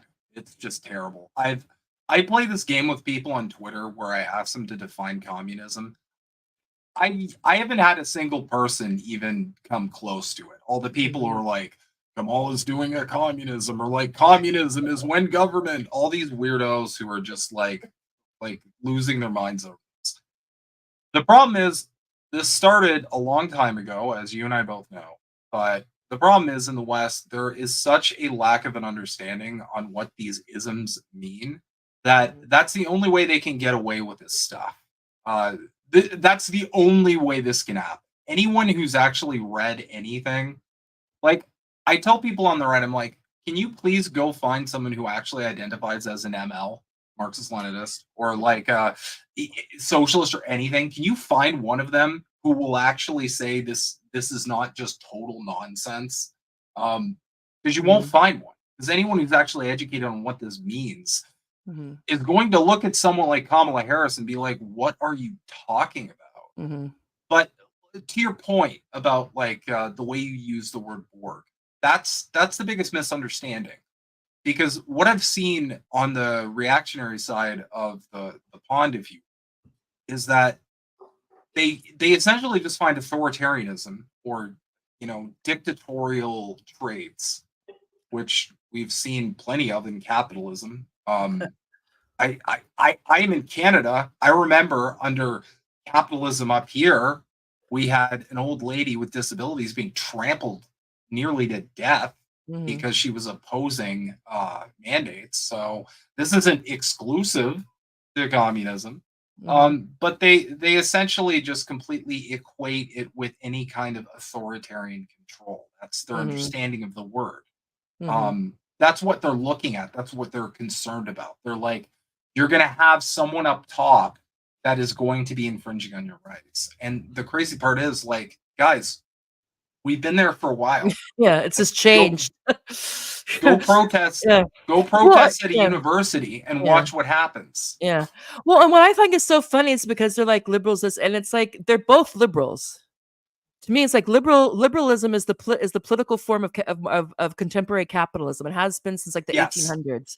So so the Republicans would be conservative liberals, at least now. I mean, there's some terrain that's shifting, but still that's the thing. And then you have the left. Then you have the Republicans, which are the left liberals. So left and right are left liberals and right liberals, but it's still liberal. And basically, liberalism, in terms of the economy, is regulated capitalism and electoral democracy, and strong and so you have individual rights and markets, and you regulate capitalism for the good of capitalism, which is then supposed to be good for everybody.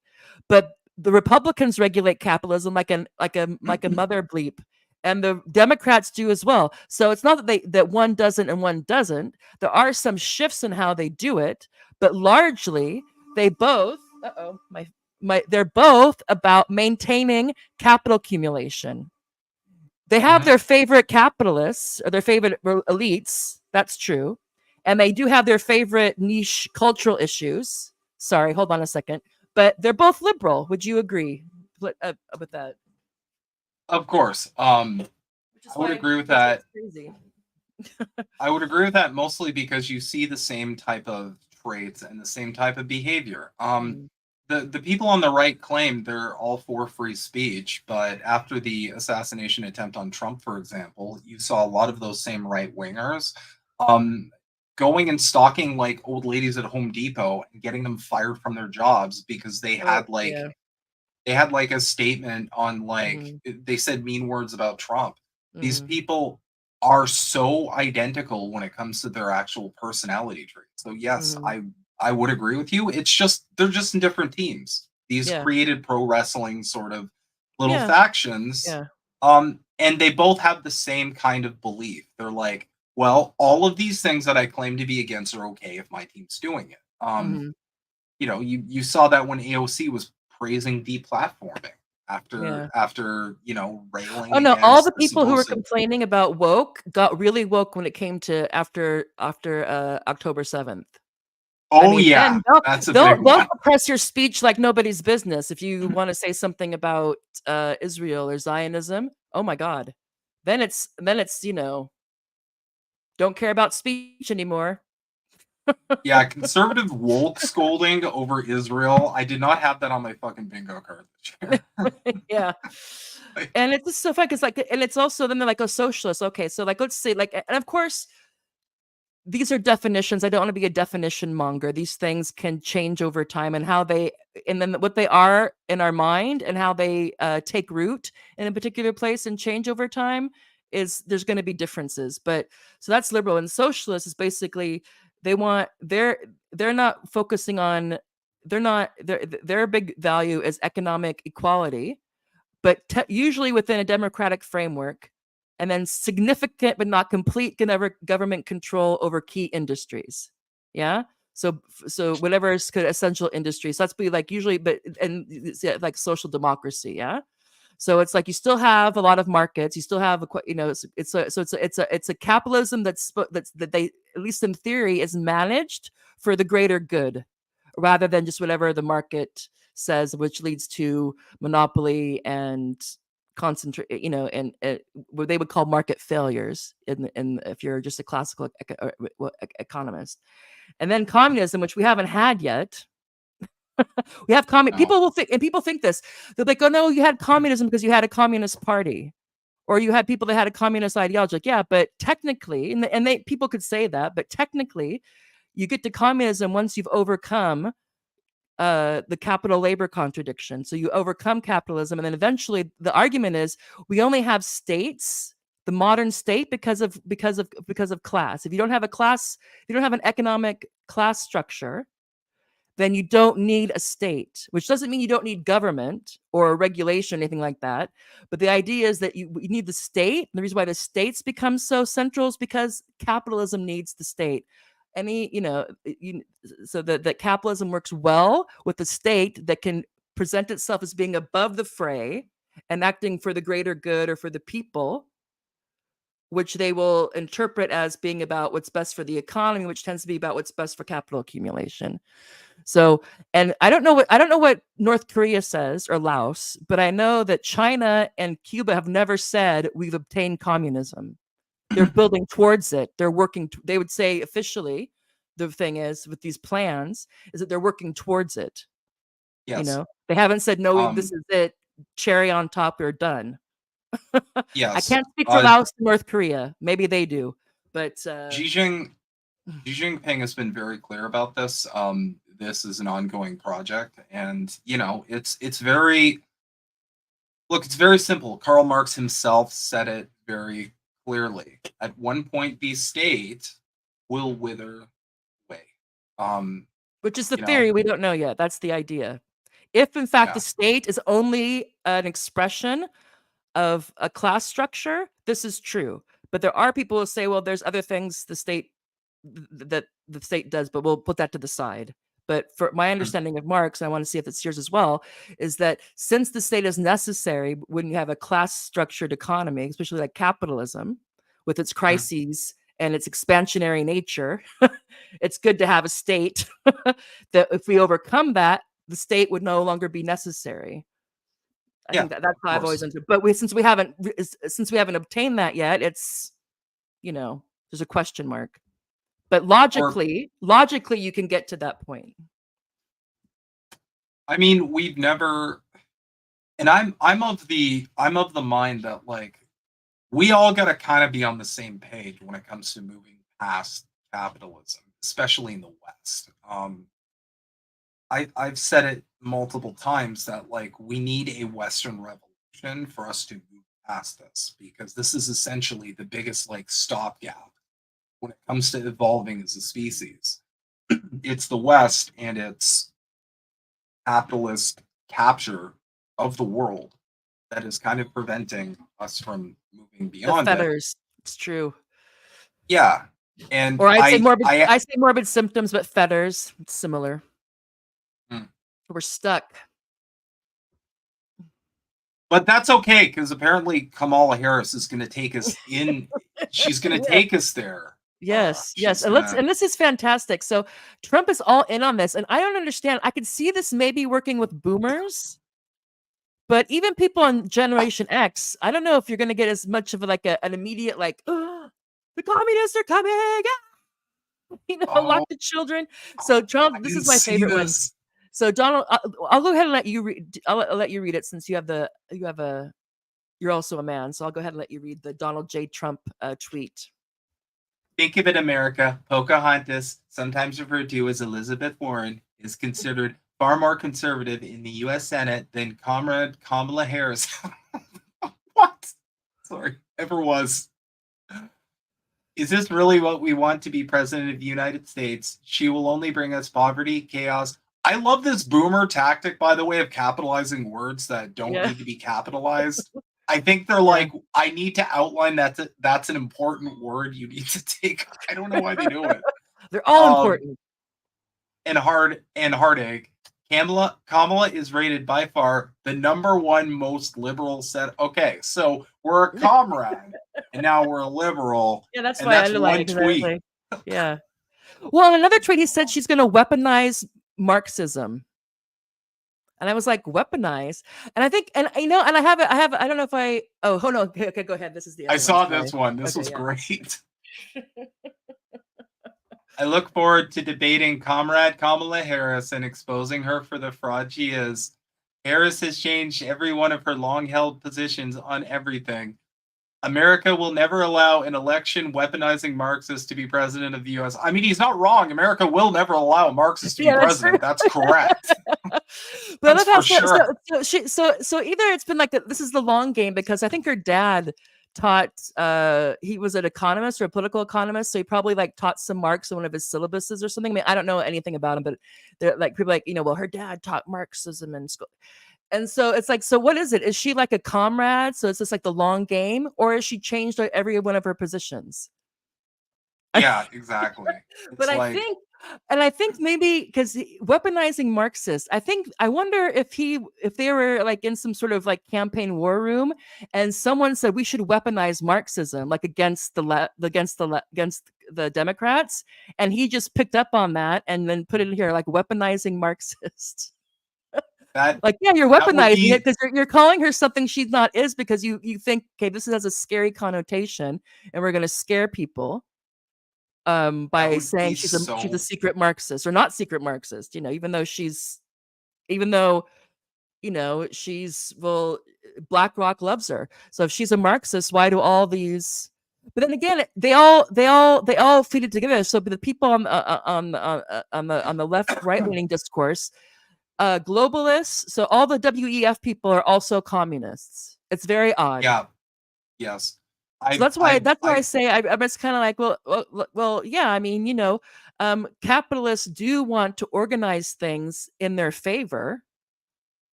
Yeah. So they want everything to work towards as much as possible towards them accumulating their wealth accumulating, and then and thus their power to to further direct the economy and then also politics. But yeah, but no, I was like weaponizing Marxism. I'm thinking he must have heard that someone say we're going to weaponize Marxism. We should weaponize Marxism, and then he liked that term and used it in a tweet. I'm wondering if that's what it is. That would literally be so on brand for Trump. It like I wouldn't even be surprised. I'd be like, yeah, that totally tracks. He's done that before. He just like words go into his head and he's just like, Yeah, I'm just gonna vomit that this sounds into a good. tweet. Yeah, this An is election, yeah, an election weaponizing Marxist. Oh wait a minute. Maybe she's weaponizing the election. I don't know. That's where you need a maybe. comma.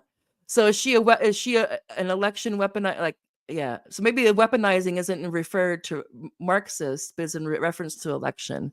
But how would you weaponize? I mean, an election. I don't know. Okay. He needs a hyphen. He needs a Yeah. hyphen. Election hyphen Something. weaponizing Marxist. Huh. What is what is the process of weaponizing an election? Like is he trying to get ahead of a possible L here where it's like he's World War I was caused by Well, capitalism, hands down, correct, it, Steve. I mean, I'm almost like this is not.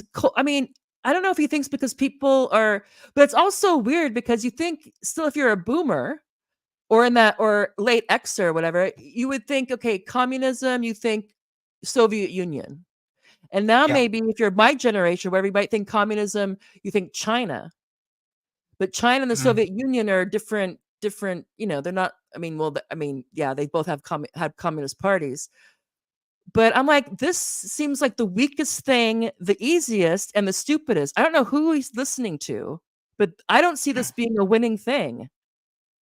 Well, And I there's so mean, much, and it would take more work, I think. They just want to call her a communist and have it be done with it because it's not hard to focus on the actual record of what's been going on under democratic control. It's not like it's hard to make her look like a weak candidate because she is.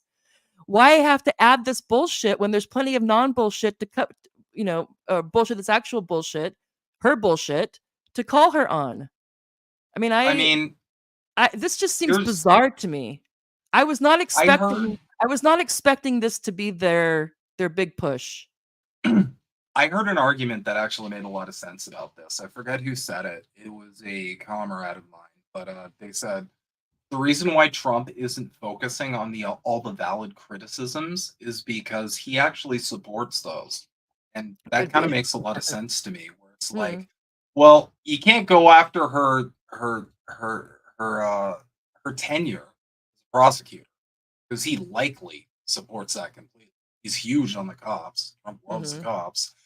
You can't go after her on Israel because he's worse somehow. Mhm. I don't even know how it's possible to be worse, but he's I somehow think they're both the he's up. same. I think they just talk Yeah. different. I think it's the word choice difference. But yeah, Mhm. yeah. There's no. Yeah, he's not gonna out support Israel. They're both gonna Yeah. they'll all up that ante, and she'll be like, "Let me be clear. Let me be Let me clear." be clear. Yeah. I am way better at shining Netanyahu's shoes than Trump. No, I'm way better at shining his shoes. He said it was the best shoe shining. Like that's what I think this debate's going to be. They're just going to be arguing for 2 hours over who's Yeah. like more Oh yeah, up Israel's ass. and the big argument today on Twitter was about the microphone. I mean, this is such a morbid symptom. This is so crazy. All the stuff going on in the world, and we have Donald Trump going up against first it was Biden, now it's Kamala, that somehow it got worse. And now it's like, and they're fighting over whether the microphone's going to be muted or not. That's what they're arguing about. Not anything, Yeah. not nothing else. That. And who's scared? Who's scared? Oh, he's so if he was a man, he wouldn't care about the microphone. Oh, she wants. I'm just like, oh, gee, sweet Jesus. Yeah, And it's a great it's red we're and going to it's red be and it's red meat for the base because they're both batting this ball around. And it's just like really the microphone. That's the issue. yeah, And of it's course, not like she wants him because they realize. That's why I also think that it was a that they set Biden up in that debate because they couldn't have set up worse circumstances for him if they had tried. The hour, yeah, no audience, muting the microphone so Trump couldn't interrupt. It was like where it's almost, I mean, you couldn't have worked that out better if you tried for highlighting his challenges. Well, that one debate was so set up for Trump to fail because he got so triggered that he couldn't stop talking. He kept interrupting him. And then you got that sound clip where Biden was like, "Will you just shut up, man?" Like that went viral. Mhm. Like the thing is, in this debate, like Trump was actually well behaved. He let Biden just fall in his face. It But he made had to like because the microphones were muted in between. The microphones were only on when it was the person's turn. yeah. So Well, I whoever mean that decided was that, that wasn't, from my understanding, that wasn't the Trump campaign didn't recommend that. That's what Biden's campaign wanted. well. I mean, you Which can. is like, why would you It do that? Unless you want to help Trump.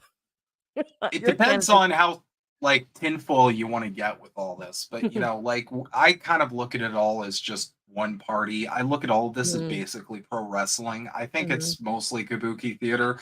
I mhm. think at the end of the day, they realized Biden wouldn't be a good spokesperson for Empire. They kind of know that Trump kind of wouldn't be either. And what I feel like they're doing right now, you know, I'm open obviously to correction. This is just me spitballing off the top of my empty head.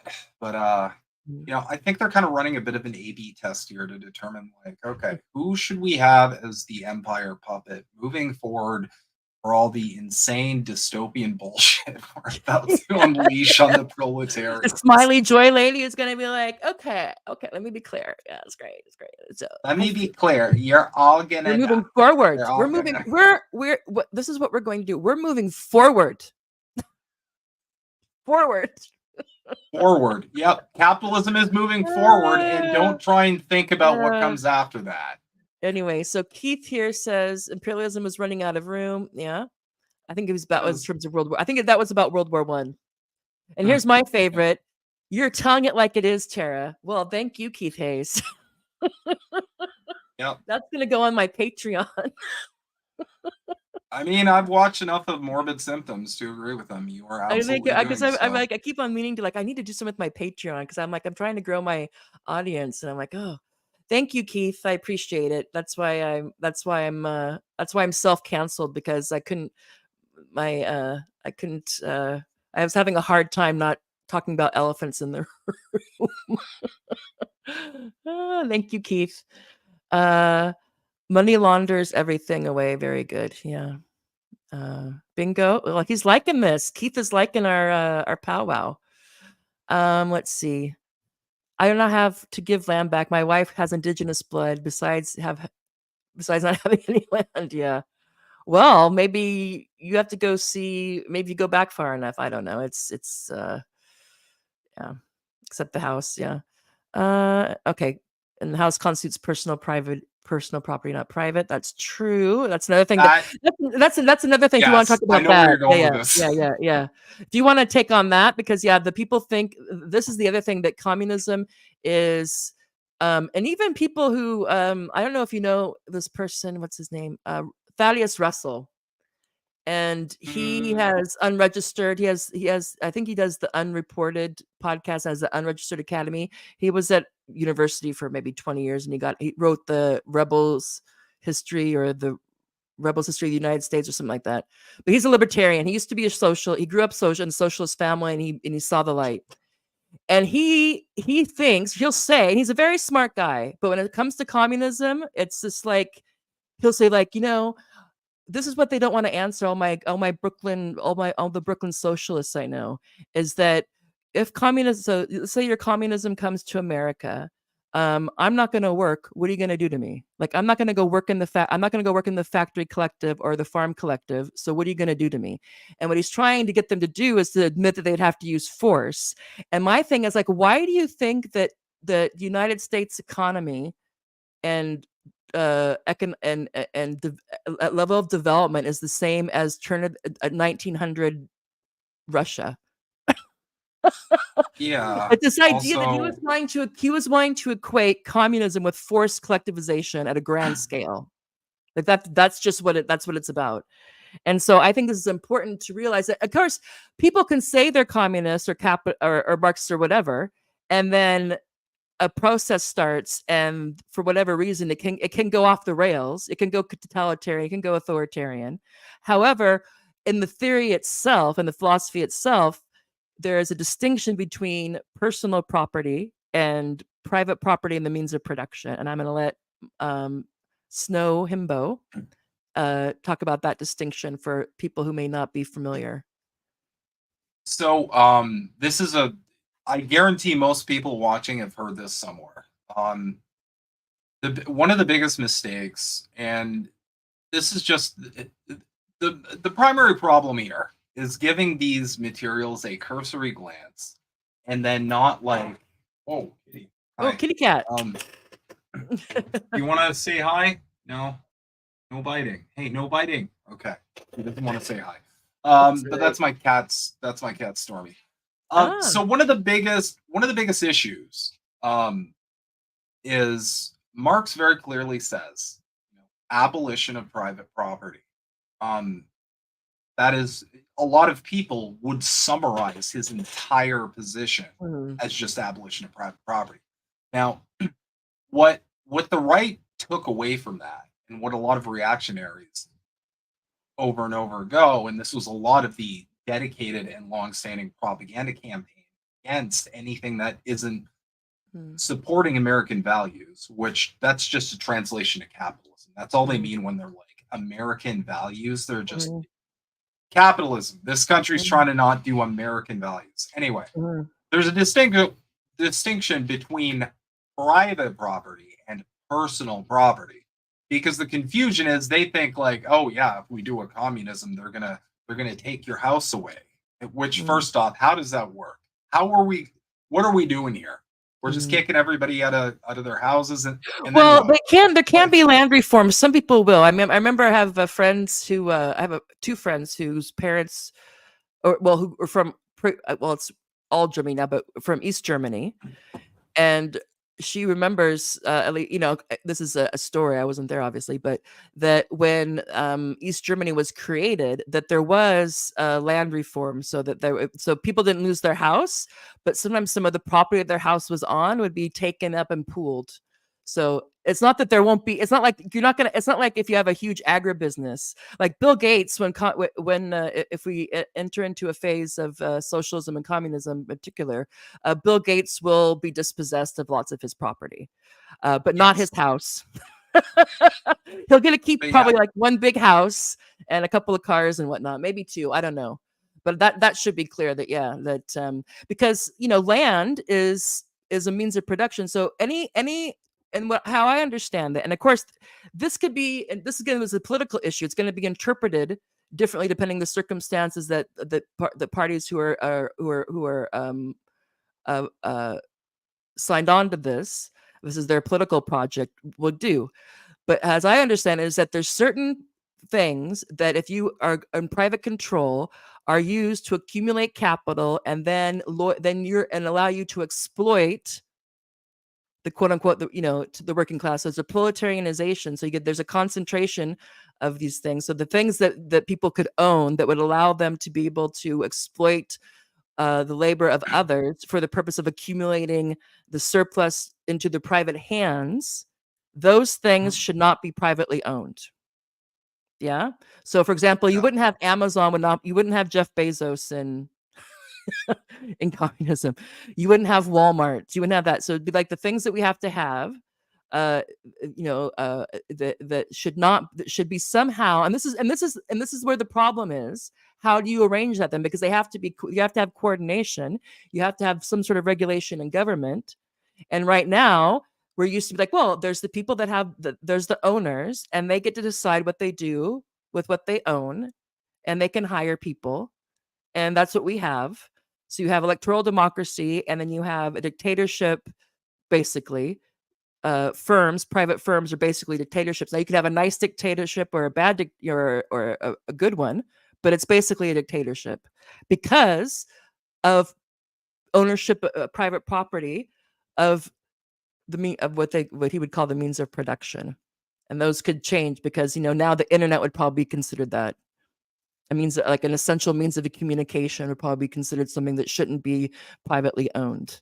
So there'd have to be discussions, a lot of politics. Can you imagine about what what gets what is private property versus personal property? That would be a huge exceptions, and oh my god. So there's no guarantees, people, but that's the idea. And I think it's really important to realize that they're not going to take your house, or they could, but that's not part of the that's not then something has gone wrong if people are being rendered homeless. Then Yeah, something has gone wrong. if your house is taken away and you're forced to live in a pod of some kind, then we haven't arrived at communism. We've Yeah. arrived And at people could call the it that, though. I mean, that's the thing, and people should Great know that Reset.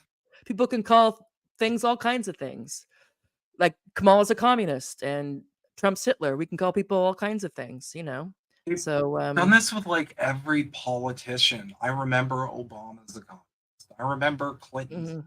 mhm. There's some people calling Trump a communist, which is Yeah. like, what are we doing? Where are we in the world right now? I like this comment from Keith. Don't forget, they will take your house away, and a doctor and a worker at Mickey D's will be paying the same minimum wage. That's another weird thing. They're all like, well, how does a doctor, the talking point is like, well, what incentive is there for someone to be a doctor if they're going to get paid the same as the janitor? And I'm like, that's never been a thing. Yeah, like, they're getting this. Like, well, so, yeah, everybody someone doesn't tells get them that, and paid they the hear it a same. couple. They hear it a couple of times, and it becomes the real thing. And it's like, why do you think that? And or they want to say, oh, that's Marxism. Like, well, you could have a regime that does stuff like that and calls themselves Marxist. I mean, that could be the case, but it's each according to their ability and each according to their need. Yeah, Yeah, that's the from thing. each according to their ability, to each according. Yeah, and so that's the phrase, and so that's the morality of it. So it's like, yeah, so it wouldn't make any sense for someone for someone who puts in the effort to become a surgeon to have the same exact everything as somebody who I don't know, is like plays guitar in a band or something. Now what that means is, though, but the idea that we would want to be is that the basics. And again, communism wouldn't work. It wasn't never supposed to be shared misery. It was supposed to be shared prosperity. That's the goal. And until you can manage that, then if it's things can go haywire. People can do all kinds of things. Because if you start this process, there's going to be friction. There's going to be contradictions, both internally and externally. That you gotta. There's going to be all kinds of pragmatism, and you're going to have good leaders and bad leaders, and you're going to have all kinds of stuff. And there could be, natural disasters, and I don't know. But that's really getting the cart in front of the horse, because we're not we're still living under the dictatorship of capital pretty much everywhere. So, but don't forget, they'll take away your house. So yeah. Let's see. There's some, okay. It's pure delusions and thinking in the abstract, yeah. But it works good. And I want to get through this, and I'll get to the comments. What do you think? Should I stop now and take some of the comments, or should we do the comments at the end? Because we might forget where they're at. If you want to do the comments, I would love to run and grab a drink. Oh, what? I would love to run and grab a drink real quick. Hey, go ahead. Super dry. Yeah, sure. You've been talking for a long time. It's a marathon. You're my kind of Snow Himbo. I knew you were my kind of guy. Okay, go ahead, and I'll go through some of the comments. And if there's any that are specific to you, I will flag those when you get back. Okay, Kirby. Okay. Let's see. Okay, here we go. I think this is where we were. Keith Hayes, it's a good poster. Cam looks good in a bray. It does. They did. I mean, she does. They are making her look quite nice, I have to say. Although she didn't look very good in that interview. She looked a bit tipsy, but we'll see. Communism equals liberals in the U.S. conservative sphere, pure insanity. Yeah, I mean, and they're all, and everyone's running with it. All the large accounts, like the cat turd account and other ones, it's all commie, commie, commie, commie, commie, all the time now. And I'm hoping that they realize. I'm hoping that we're right, and it doesn't really have the effect they're hoping, and they switch because it's just crazy. Does communism? Kamala, communism prove the duopoly is actually a uniparty, just a changing color of sunglasses you look at the world through. I don't know. I mean, I think it's quite clear. It just depends on where you want to put the division line at. The people who want to be like, well, the people would say, look, if you look at an issue like guns or abortion or so-called trans rights, all this stuff. There's a difference in the cultural issues between the Democrats and the Republicans, but on foreign policy and basic economic policy, they're both quite the same. They fiddle around the edges, like you might get uh, you know um, you know less of a upper bracket tax cut and more of a middle bracket tax cut. You might get child tax credit, for 2 year, whatever they didn't because they have to give you, so they have to manage it. Yeah, they can't kill they're getting really bad at not killing the host, but they have to try to not kill the host. Yeah. Hmm. So you need the population. That's a great way of putting Um, it. I'm going to you steal need, that. yeah, you need the environment, both and a capitalist, of course, the environment's a tap and a sink. Yeah. And you need care, and you need a political system. But if you eat the host, that's why I think it's Nancy Fraser has a really good book out maybe a year ago called Cannibal Capitalism. And it has one of the snake eating its own tail. And she's saying the reason why we're in such a crisis point, a crisis of social reproduction, environment, political, and economic, is because liberalism, which, classical liberalism, has stopped being the gatekeeper, or has stopped working to keep capitalism within bounds, that it doesn't quote unquote eat its host. And then you get these, all the, and also the longer this goes on, it's less able to move crises and problems around, either spatially or temporally or sectorally. Yeah. But we'll see. But it's like, yeah, so it's, to me, it's like, yeah, they're both capitalist parties. We're a capitalist economy. You're not gonna, the two part, there's a reason why there hasn't been anything even close to an actual socialist or communist party gaining any ground. I think Eugene Debs was the last one, and he was locked up. And World War One really was a damper on that. And then when FDR went with the New Deal, that was a damper on that. Even though communists and socialists, some of them are saying this is terrible. We don't want the state we don't want the state to replace the capitalists. We don't want the workers to be dependent on the state. We want the workers to depend on themselves, each other. But I guess it's hard because you would say, and that surprised me when I first learned that. I don't know if it was the same in Canada when I learned that that serious Leninist Marxists were very much opposed to the welfare state. They're opposed to the New Deal because they saw it for what, and he said that he was saving capitalism, and he did, or not that he did it all on his own, but that program did, and realized you got to give some to get some, boys. So you'll make a little bit less, but we'll keep this rodeo going, I think the main thing, I think one of the And I biggest would say, like, things, oh my God, capitalism without a social safety net, sweet Jesus. But I understand what they're saying is that it keeps it going. It's a defense mechanism. It can like like the valve people who can cut one thing off here and put it over there to try to keep the thing going. Every once in a while it really has a problem, but then it's able to start up again. So they weren't wrong, but that's pretty hardcore. Can you imagine anyone saying that now? yeah. So I feel like the dictatorship of capital, what they do, and this is why they let some crumbs fall off the table here and there. They figured out how to give the bare minimum to the people, and the whole purpose is to keep the people out of the streets. They are painfully aware of how wrong this can go for them. Mm. Which is why they give a little bit here, they give a little bit there. because like you said, like you got to keep it going. Mm. You know, if you get to a And point. Hmm? I'm sorry, I just I wanted to ask, because now that you're drinking, I'm also thinking. Can you go through the comments too, or can only I do that? I don't know how that works. You can see them, yeah? Let me I don't know if you can look. put them on the screen. I can't put them on the screen, but I can see them in the chat. I almost Okay. always have the I'm just gonna tube go up. get a drink as well. But I just wanted to say that also when they do targeted, and I know you know, when they do targeted rather than universal, they can play people off against each other. Mhm. And both Democrats and Republicans love old school patronage politics. They don't call it that, but it's what it is.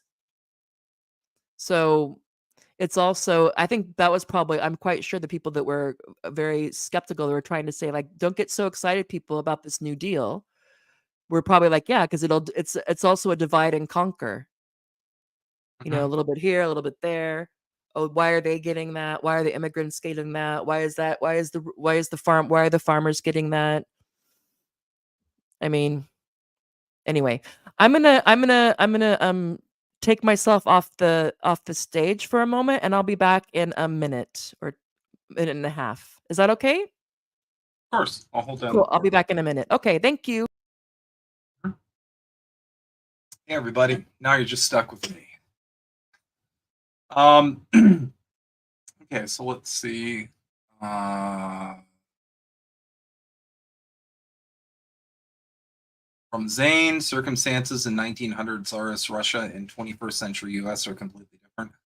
I argue this constantly, and it's kind of to my older point that I made. Love your magnificent beard. Thank you. I'm Norwegian, if that explains. Um, yeah, they're completely different, and I feel like that's where a lot of reactionary and kind of like petit bourgeoisie terror comes from. Uh, I think it comes from the reality that we can't just teleport to a past system. What comes after this is going to be different, and I think that's terrifying because, like I said, you know, one of the biggest human fears is of the unknown because you can't predict for something you can't prepare for.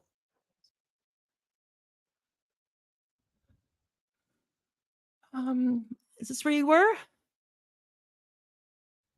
Uh, Went we can down. go there. Okay.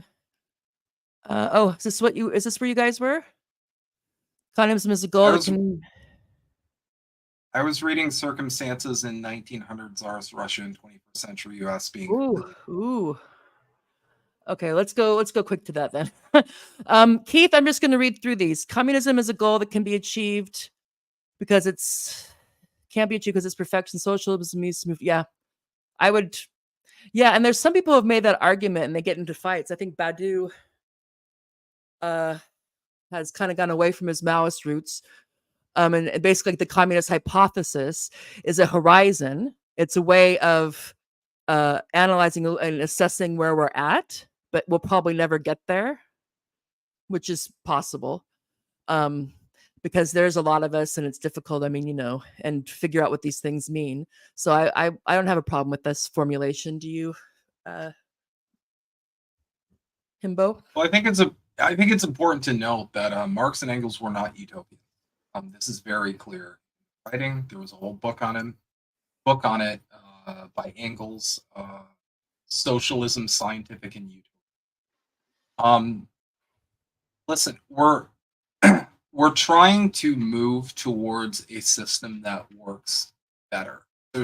I don't think it's possible to have a system that's perfect. I feel like that's used very very liberally, unintended, I guess. Uh, that's used very liberally to Mhm, create like arguments over any kind of alternative to capitalism, where mhm, they create this like narrative where it's like, well, you just want this perfect system that doesn't exist, mhm, and it's like, well, no. What we want is a system that improves the material conditions of the working class. There's not ever going to be a system that was perfect. You can mhm, look at the USSR and you can say, yeah, sure, it wasn't perfect. They had they had their fair share of issues, but the reality is as well that everybody who talks about the USSR forgets is that USSR also was a relatively kind of muddled country that in very rapid time industrialized Mhm. itself and Mhm. turned into a superpower that then defeated the fascists in Europe. That's an incredible, like, I Yeah. don't know how people don't focus more on that. This Well, was a really? You don't know remarkable why? achievement. Well, no, I know why, but Well, and also they like, had what I like, and I'm sure you can appreciate this, Himbo, is that we'll be like, we tried that. Okay, we tried it. And you get gulag and culture revolution. So we tried that. And it's like, okay, but why is it that we can try this system over and over and over and over and over again? But the other ones just get one shot. You know, like, oh, look at Cuba. They all have 1950s cars or whatever. It's like, yeah, they've been embargoed for 60 or 70 years. It's also the fact that mhm, people aren't, and of course they're not, and of course they shouldn't. And people on our side get mad. It's like, look, they're not going to deal, they don't want to deal with facts with you. They're having an ideological debate. Uh, and engage it thusly. They want to be like, oh, I this always figure, say, that figure. It's like, if you want to get into tit for tat for them, there's always going to be something because bad things did happen. So they're going to pluck that yeah, out and be like, look at this. But to me, it's like when you have, it's not, and Bill Maher is great. I don't know if you know who Bill Maher is, but he's a comedian oh, I in know the Bill. States. Oh my God. I used to be able to watch his show every once in a while, but now for the last couple of years, he really went He's Trump derangement syndrome. But, and yeah, he's become he loves his reels. he's moved from stage 3 to stage 4 liberalism, so it's Yeah, terminal now. yeah. With Bill But Maher. he has this thing like we try like he presents it as if people thought like all of Western like all the capitalist countries are like, huh, this is interesting.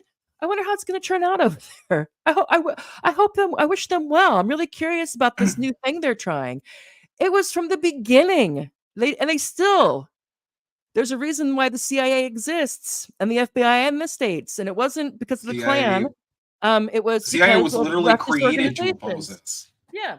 So and it's just like and like some of they were like, oh, let's see how it works. Cool. No, they Well, don't want they want no proof of concept. That is their goal. They don't want a proof of concept. So considering all the internal stuff, given what what was going on in Russia at that time, I'm not a Russian historian, but it wasn't like it was, to use the parlance of that time, backward. So a lot of peasants, you had a lot of we'll call it diversity. Yeah, it's a big country. Yeah, you had whatever you had a corrupt kind of the regime that was there, and so yeah, they had to industrialize super quick. And that wasn't a very that and I have no doubt that that was not the most democratic process. it was also painful, and that's what Yeah. always happens when you industrialize. You can see this across the board. Yeah. Well, yeah, Um, but this is another thing that leftists don't want. They don't want and they can't advocate anything that causes any discomfort. I don't know when the hell that happened. But anything that causes yeah, emotional or physical discomfort or and like and all of a sudden even though most like with western what leftists are in countries that have done all kinds of violent shit, now all of a sudden they're all like oh it's like yeah. we love you. We love our victims to be passive and unarmed. But if you choose to go on the defensive in any way and arm yourself, then that causes us problems. I've never understood that either because I'm like, everybody just go to Google and type under no pretext and you'll understand very quickly where that specific quote comes from and what it mm, means. mhm. You know, sometimes you're going to have to enter into conflict in order to fight for a better. I will say But though, it's always yeah. Mhm, just to your point about these countries, I argue it like this. Okay, so if socialism is so terrible, so awful, it's garbage, it's mhm. the worst thing ever, it's always going to fail, then just let it fail. Why are you Yeah, going and dropping out of your way. embargoes? Why are you going Yeah. and sabotaging the USSR? Why Look are at you freaking Venezuela. out over Oh my God, they're Venezuela? not gonna. Yeah, I think that like, maybe how many times like how many I don't know if I don't know if there's I don't know if we'll ever know for sure. But I remember there was like 31 attempts on Castro or something and they never got him. I'm wondering if Maduro yeah. is going to like beat Castro's record. I mean, Yeah, like they're for going real. all out. They really, If of course, Venezuela has oil and gold, so that's probably. yeah, I'm sure that's and a factor. I don't think they oh, really and the care about empire. democracy, the will of the No, they Venezuelans. don't. They don't care Lin- about democracy in their own country. Why would they care about no. democracy in another country? Lindsey What they Graham what? and Justin Trudeau care very much about that the will of the Venezuelan people Oh needs my to go the God, way they want he's. it to. Oh my God, Canada's And been isn't so there a rumor? This is cringe. totally a side thing, but I don't know if this is just. I know I what don't. the rumor is. Yeah. Is there any? Yeah, the idea that that Castro could be Trudeau's dad. Uh, Not that I it matters, but I remember hearing that. Like, what? if that were I don't know true, anything about him. I would be really mad at Justin for placing us in this neoliberal hell instead of following in the footsteps of his father. But Apparently, it's nature, not apparently it's nurture, not nature. mhm. That would be a good uh, natural experiment. I honestly have no idea, but I mean, like they do look similar. I will give them Yeah, that. yeah, that's true. And then, but of course, when we're once that's in our mind, then we're kind of like, because it's more interesting, it's more titillating if he is and if he isn't. So you'll be like, oh. Although I don't know. Yeah. Okay, so Zane, this is brain rot of boomer Trump base. Could be. Yeah, I don't know whose idea this was and why everyone went along with it, unless they're just trying to take the easy way out. And I do think that I don't know, because I know obviously Trump puts effort in. You don't, even if you hate him and everything about him, it's not. I mean, he has managed what he's managed. Okay, but I don't get like hard worker, or maybe he is, but I don't get. It's kind of like, all we need is a couple of sound bites. And he's back on Twitter now. Finally came back on Twitter, and I gotta say, it's been kind of boring. I was expecting more. Well, he's just screaming the word communism like over and over again. I'm on his Twitter page right now. He's just screaming Yeah. about communism every tweet. Like, this is insane. Yeah. What are we doing? Oh no, he's retweeting. What is this? He's retweeting a bunch of boomers. This guy looks like a thumb. That's weird. Yeah, like it's. I think we've lost the phase where Trump was like at least entertaining. Yeah. Because now it's like NPC dialogue tree. He's just repeating like the greatest hits. Mm-hmm. Like, well, also, I remember when. Go ahead. Sorry. Go ahead. I remember when Joe Biden was a communist or Hillary Clinton was like, bro, you got to mix it up. Like Sleepy Joe was good. And what did he call?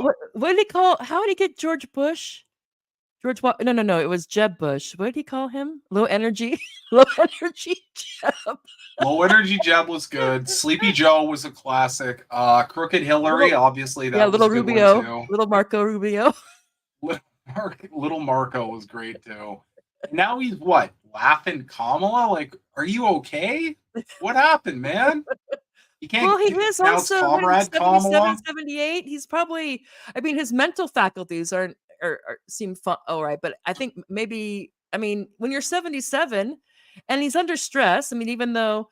But also, what I like for him, and I think maybe Kamal. I mean, probably all politicians do this to a certain extent. But it's like he forgets that he was president for 4 years. They all do that for sure. So he's Kamala's doing that, and it's like, well, yeah, no, Washington has got it's really there's a lot of corruption, there's a lot of lobbyists there, and a lot. Well, what can we do about that? Yeah, that's the problem. I don't know. It's like, well, you were there for 4 years. I could see you could be like, it's really difficult, or maybe you think it's impossible. But the idea that you just have no idea, or he knows, but he can't say it because then he would piss off the money in his base. He has to walk this fine line between MAGA and the money, I think, because he's not self-funding. He's not self-funding this time, and he can't rely on. I guess maybe he can't rely on all the free media coverage because he got kind of campaigned on the cheap and small donations the first time, but now there's super PACs and all kinds of things. But I don't know. Maybe just be like, thanks, it was a gift, but I'm gonna do what I want. I mean, I don't know. I just can't see him or anybody around him unless he gets really unless maybe here's a thing. The person playing super 4D chess here is RFK. If he reads Donald Trump right and he becomes the Jared Kushner of Trump 2.0, but actually knows some things about how Washington runs and isn't Jared Kushner, that if Robert Kennedy Jr. is his right hand man, because I think Trump he's having such a great time. He loves palling around with RFK. He loves it. JD Vance is probably like, "Hey, what happened to me?" He loves it, and Robert, he's a very clever man. The Israel policy, I don't even know, because I watch what he says on Ukraine. I'm like, yes, yes, yes. And he starts talking about Israel, and I'm like, what's happening here? But whatever. He could be playing that game because he could be like, okay, I'm in now, and I could see him playing Trump like a fiddle. However, that doesn't mean that all of Washington, the quote unquote deep state, is going to go along with it.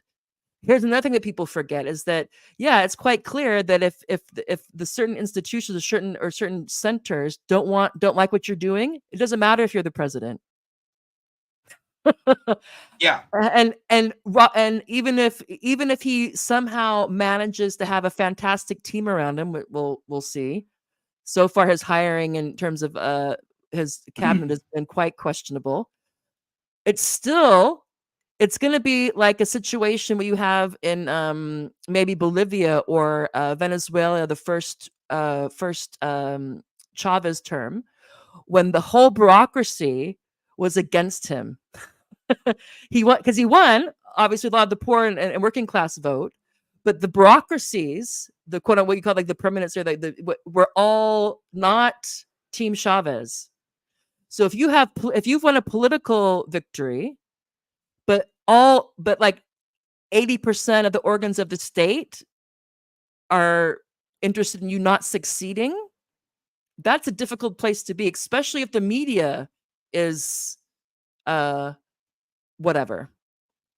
Not that Trump and Chavez are equal, but that's still the thing, that he could win. But if the majority of the organs of the state are like, whatever, dude, yeah, you go be president, and we'll work it out.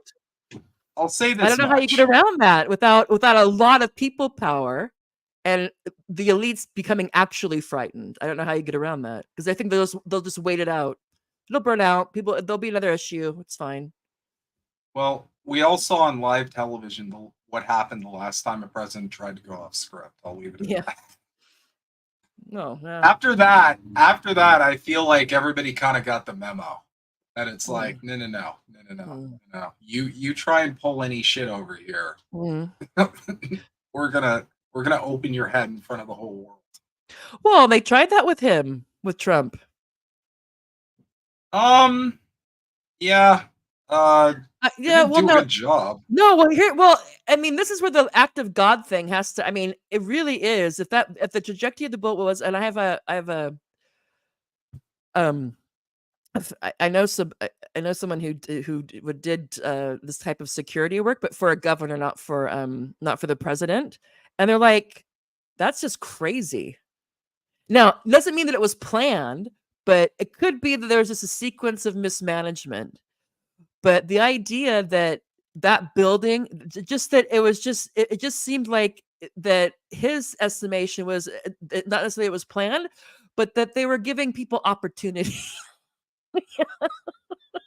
Because it just looked like the whole thing, people like pointing this guy out.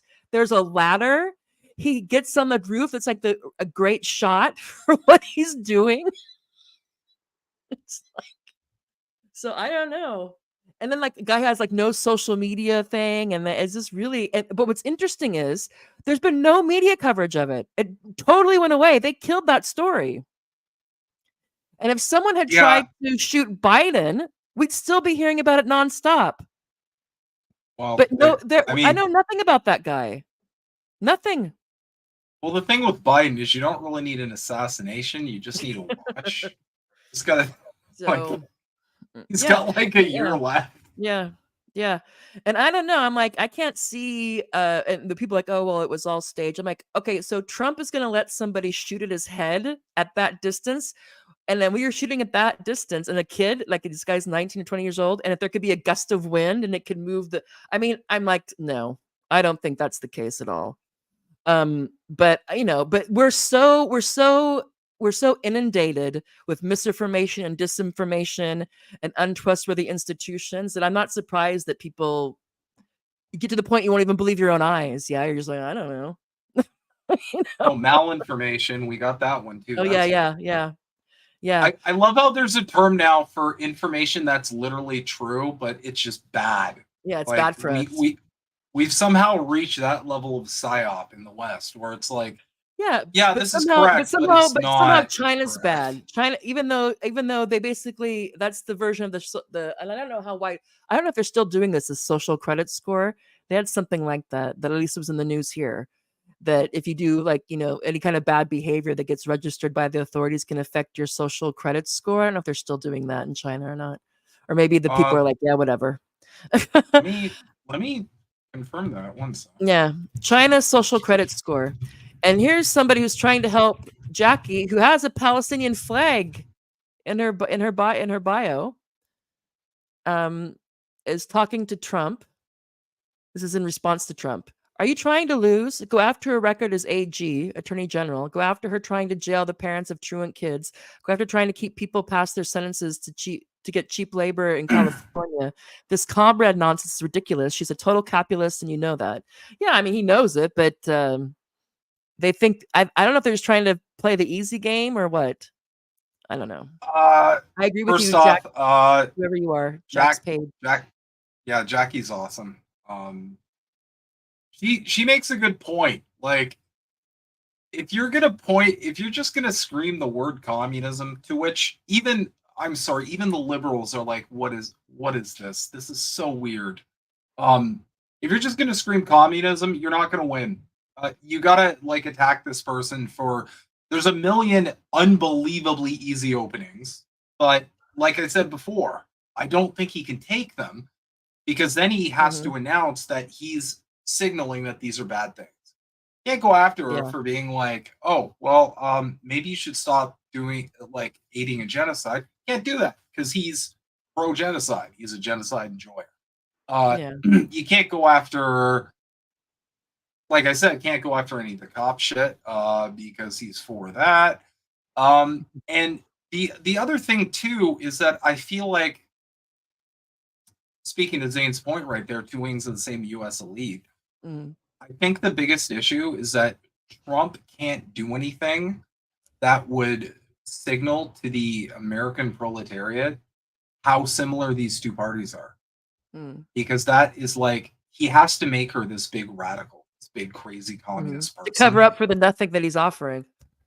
Yeah, because if And he then it's goes just after about her yeah, yeah, policies, he yeah. goes Go ahead. after her policies, then people are going to start to realize really quickly, oh Mhm. wait, why isn't he attacking all these policies? Oh right, that's the same policies as they have.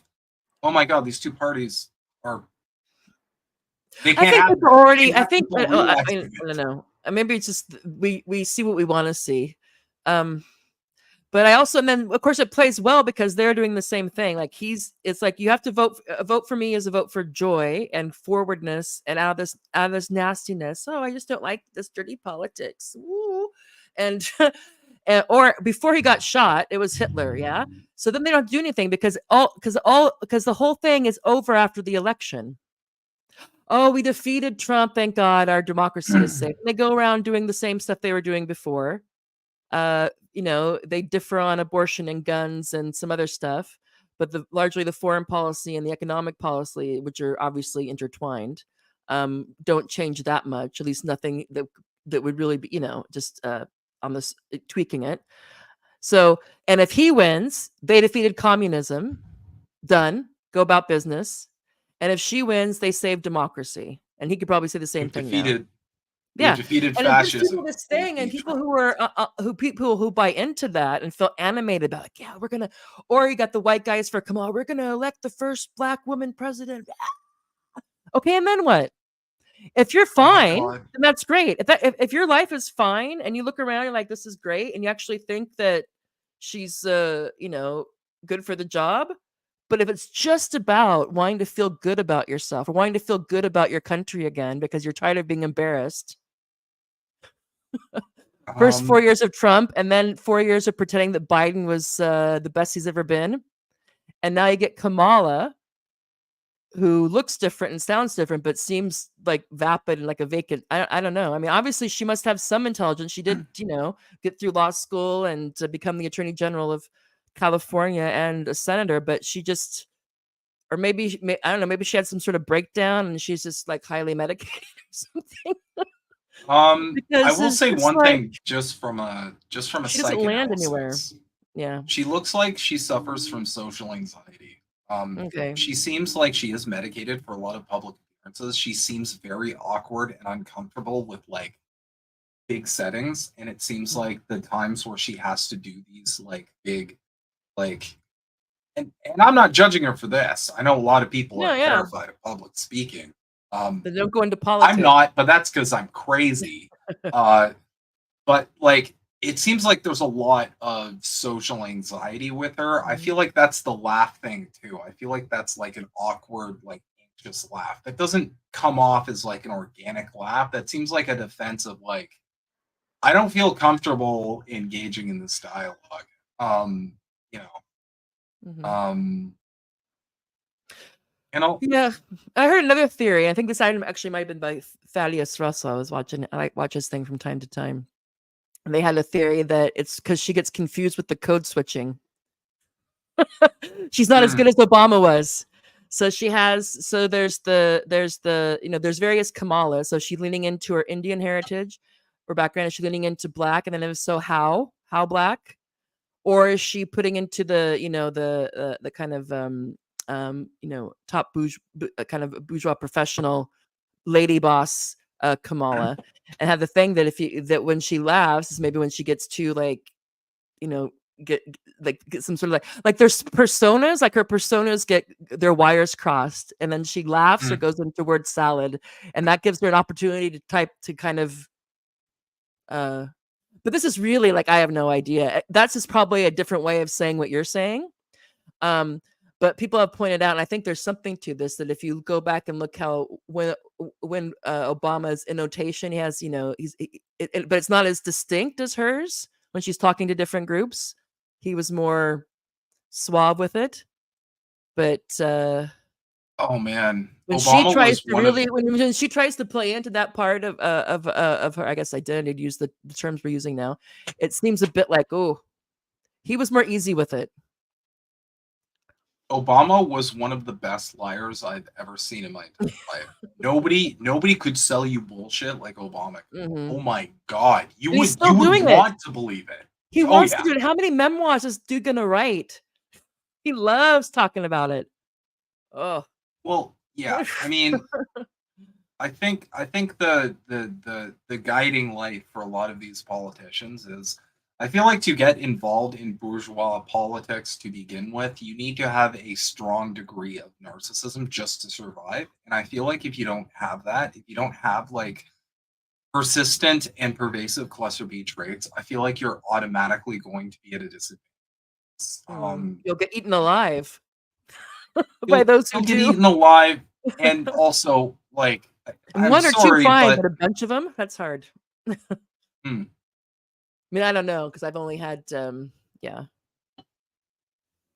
I've Cuba only now had, making electric scooters with China, despite. But the man on TV told me China was bad, and yeah. it's Well, also there was, I don't know what happened with this. Is maybe this went off the radar. Maybe Cuba got a better deal, but Russia there was talks at least of Cuba and Russia were having talks, and I heard I can't remember which show I was watching. That someone said that if the United States keeps on, if the United States won't let up on Cuba, Cuba will be forced to let Russia put missiles in Cuba in exchange for mm, the things that they need, because there's things they need, you know. And I don't mm, know if U.S. figured that out and decided to unscrew the screws a bit especially when it comes to gas and oil. that they need. But I don't know. You could So we'll say there see. would be a kind of crisis with missiles in Yeah, Cuba. yeah. We've never seen this episode. Why did everyone want to leave the USSR when it was broken up by corruption? Go look this up right now. Go look up. There's been plenty of polls on this. Go look up how Russian people feel. Plenty of polls saying, do you miss the USSR? Who wants to guess what the overwhelming majority of people? They feel like they miss the USSR. Yeah, but how much stock should we put into that? Because there's nostalgia. So the people who thought, great, this could be a good thing, and then they go through the honeymoon period, and then you have like the 5 stages of grief, and now it's like, oh, that looks really good. Now I'm not saying that there's nothing to read into it. It's not like it also shows that apparently there wasn't and I don't know anything. I'm just totally spouting off here. That there wasn't the concerted effort to demonize that part of their history. It seems, because the fact that, I mean, I don't know, that they didn't Khrushchev all of the USSR. So, because didn't Khrushchev, isn't that? I don't know if that's true or not. That Khrushchev really, when he got in power, just totally his the official take on Stalin changed, didn't it? Kind of. And Stalin does have a quote.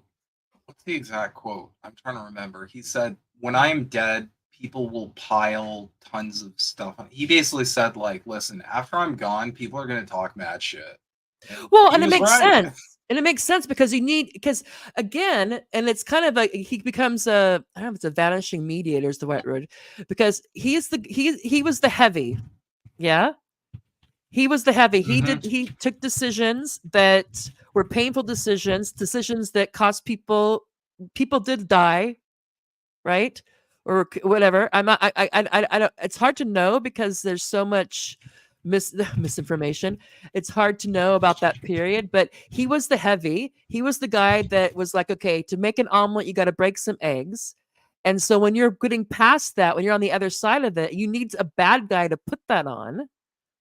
I think he probably was just being pragmatic. It's like the Gang of Four that takes all the shit for instead of like, it's bad. I think still to this day, it's bad to blame Mao for anything, but you can blame the quote unquote Gang of Four or his wife. You can blame them. But you're still not supposed to blame, because, at a certain point, you need to blame someone for something. If you're not going to blame the system or the process, then you need to blame a person or a group. So I think that makes sense that he would be the one to be like, they're going to have to, as this goes on, they're going to need someone to, you need a nicer story. You need the nice, creation myth of the Soviet Union. And yeah, bad things happen. Stalin did this and that, but we corrected and we've overcome, and now we're, or whatever. I think this is an applicable quote from Marshal Georgil Zhukov. "We liberated Europe from fascism, but they will never forget us." Yeah, never forgive us for it. Yeah, still working on that. So I'm aware of that there's people who the fondness, I think, and it keeps on going up. But maybe now, I don't know, under the last couple of years with what's Putin's doing, I'm not sure. Or, well, of course, he's not he's at the head of the regime.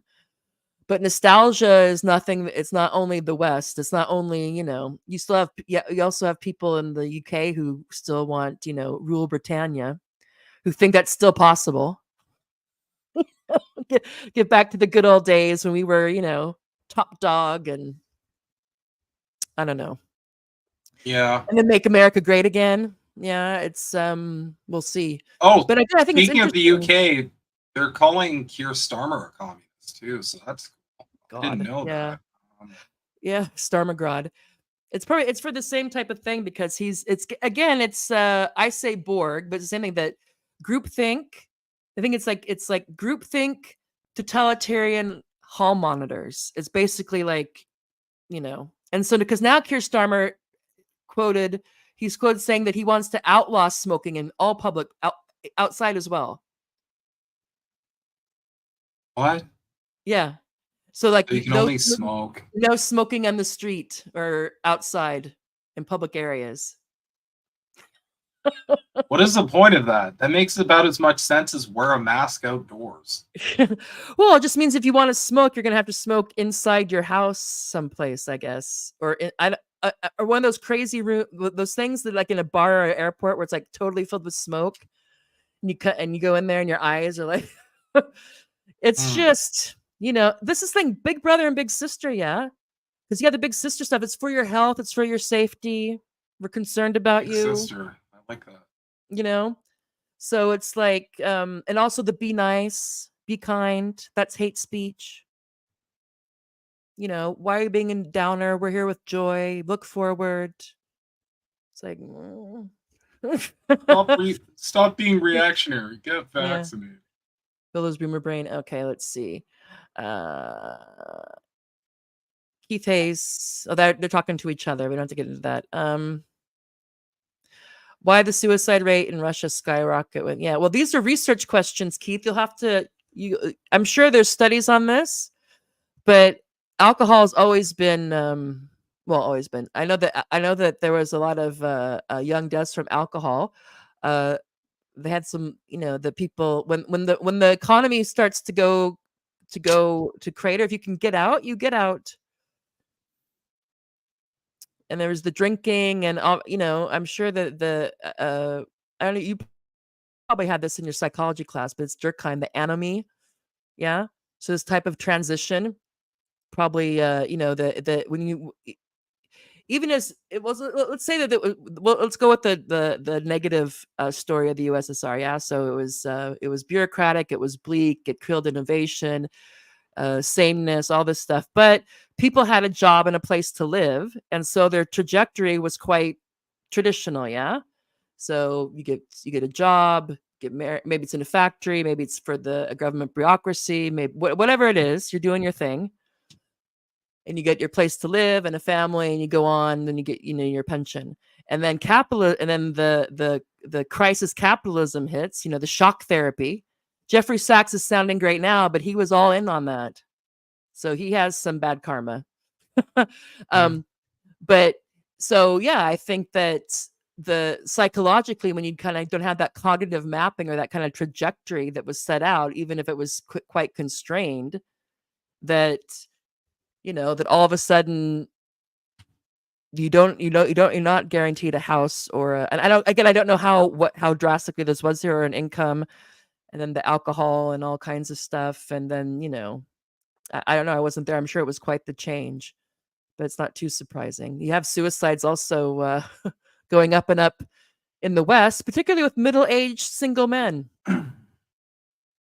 Turns out, I Hmm. think that one of the highest suicide rates per ratio wise is middle-aged single white men. Actually, it is in the UK. I think it's also in the States. Yeah.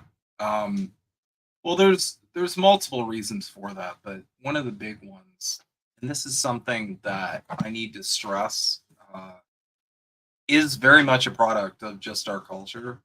But a lot of men feel like if they seek out any kind of treatment or like mental health sort Mm-hmm. of, it's like it means they're like losers or something. But Mm-hmm. it's like there's no gender to mental Mm-hmm. health disorders. There's no gender to anxiety and depression. If this is a problem Mm-hmm. you're suffering from, you need to figure out a way to deal with it. And a lot of people just don't.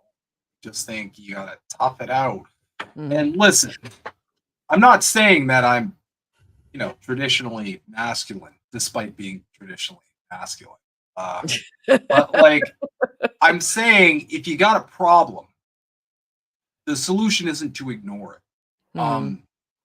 And I feel like these rates will go up and up as the stress of progressively losing your purchasing power and the stress Yeah. of being Well, and people who are alone. I mean, men tend to not. It seems like men don't do as well alone as women do, and I think and this is and this is that women tend to have more of a friend group than middle-aged women tend to have more of a friend group, or able to make one, than middle-aged men. So if you get divorced, if you were never married and you're alone, and then if you add on economic precarity to that, and you think, okay, I'm 50, I'm 55. What do I have? I have no savings. I could see how that could spiral. Well, it is a little harder to make friends as a dude, Hmm. you know. But there's also this weird like one aspect of society I've always felt was weird is it's like how do you go make friends? You can't just be like I need friends. Like, it's weird. You're gonna be Well, I weird mean, if I you think say we'll that. probably have that soon because we probably would have said that about dating, yeah. And I have dating apps. I'm surprised they don't have. Maybe they probably already have that friend apps, pal app. But people just Is there a assume it's friend about app? getting laid. I don't know. Um, I but feel like dudes would just use that to try and get. yeah, I mean, I don't know. I'm gonna go to the gym, so I want to really quickly because Cat Turd. I don't know what's going on with this guy, but he was he's Oh, the right wing, the right. This guy is the right wing version of Harry Sisson, or the okay, yeah, yeah. yeah. So, but I know he was on Tucker Carlson and something, but he's all in.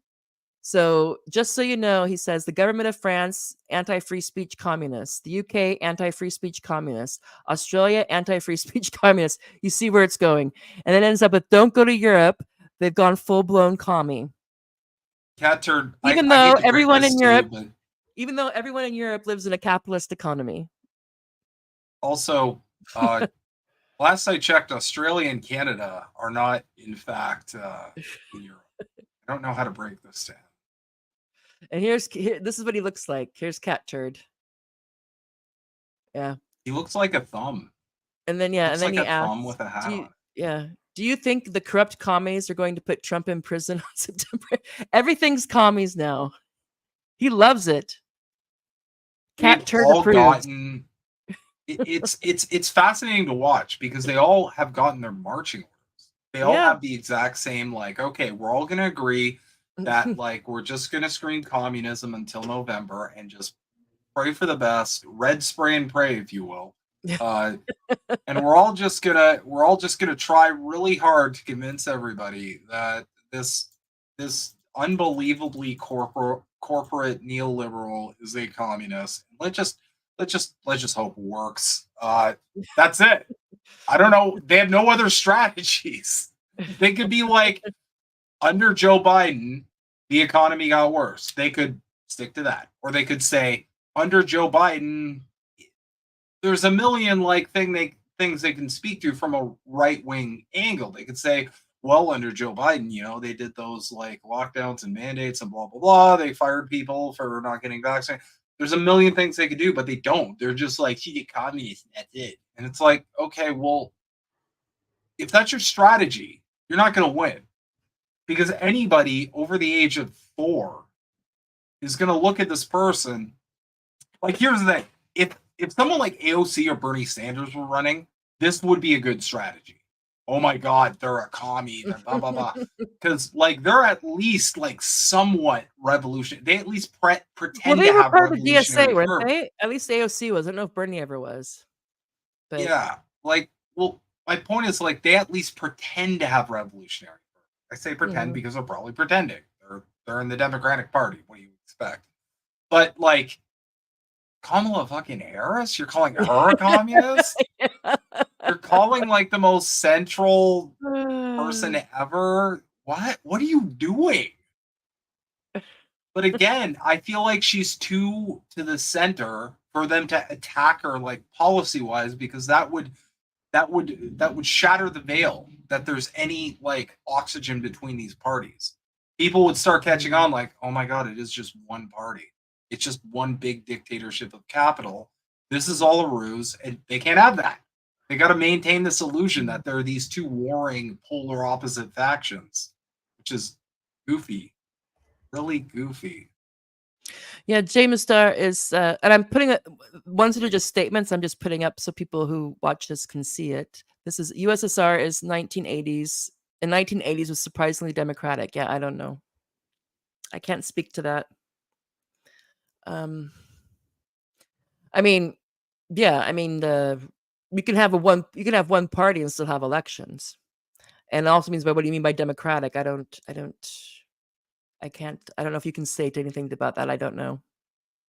Um, So the USSR was a lot more democratic than it's painted as. It wasn't like this one man rules everything and the people absolutely have no say. That's Mm, obviously just McCarthyite nonsense mhm, hogwash. But they do this with everything. They do this with Cuba. They do this with China. People are surprised to find out China also has a democracy. It is not some crazy, like, dictatorial, like, ooh, scary sort of system. This is the play, like we talked about before. The play is to paint communism. It's two steps. The first step is to qualify communism as essentially no different from authoritarianism, mhm. which it isn't sensical because why do you have the word communism then if it just means authoritarianism? Yeah. It doesn't make sense logically or linguistically.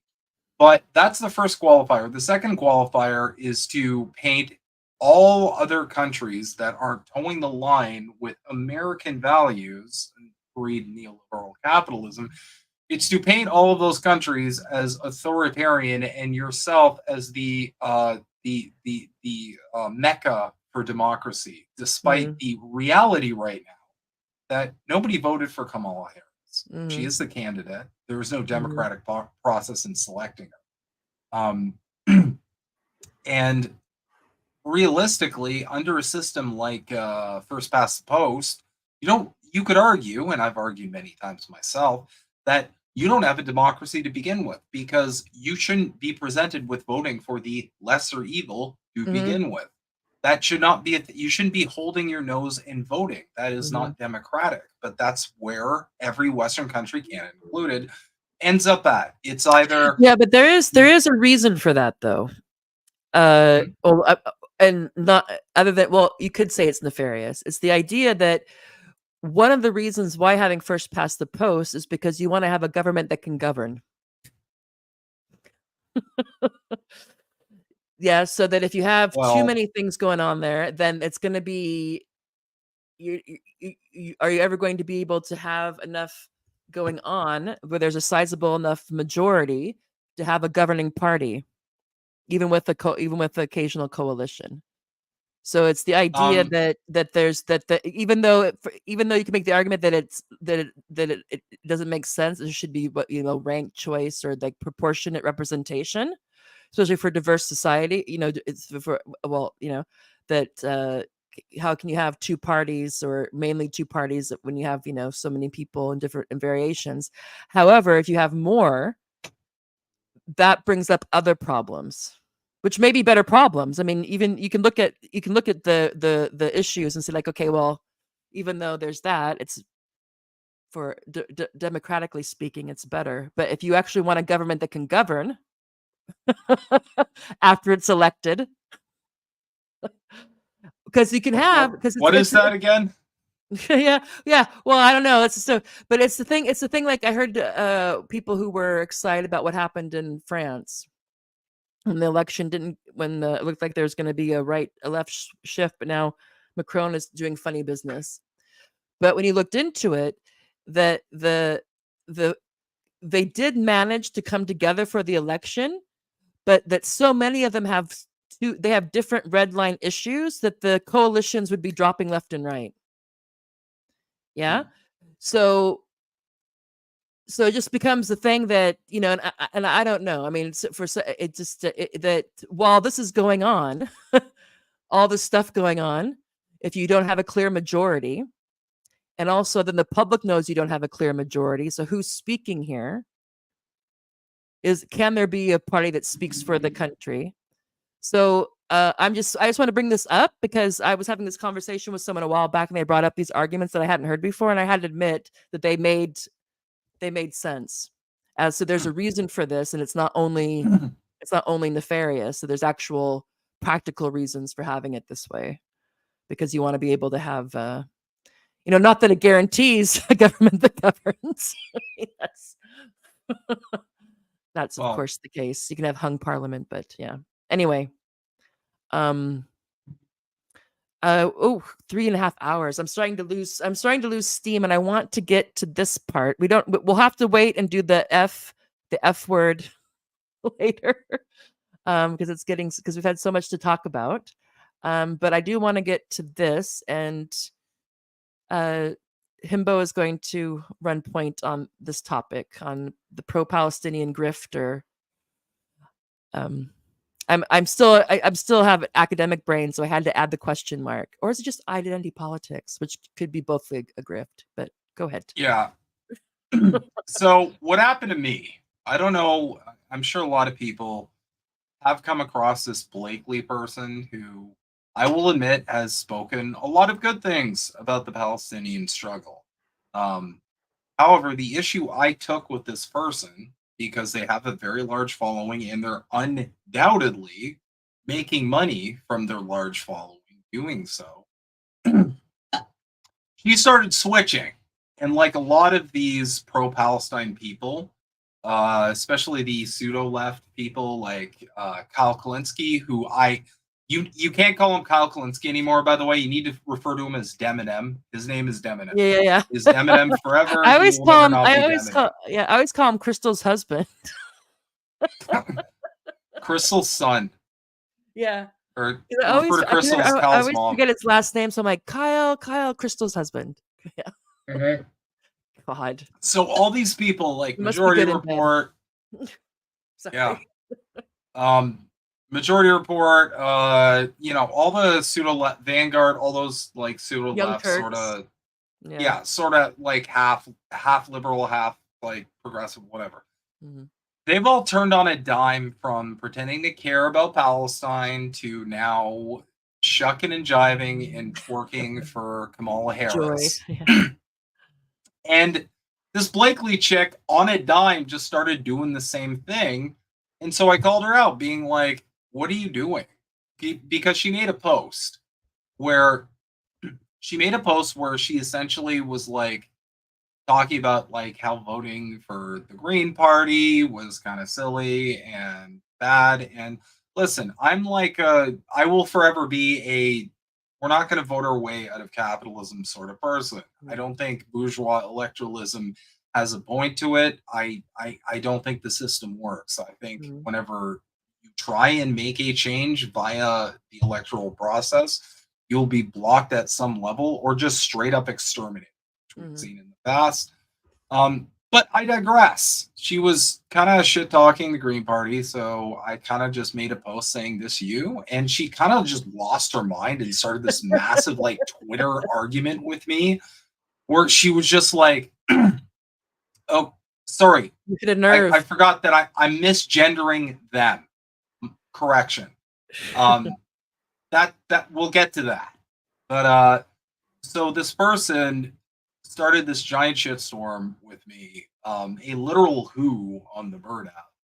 I don't know. I don't know what about my profile made this person be like, I need to fight with this person all day, but they did it. They want to make an example out of you.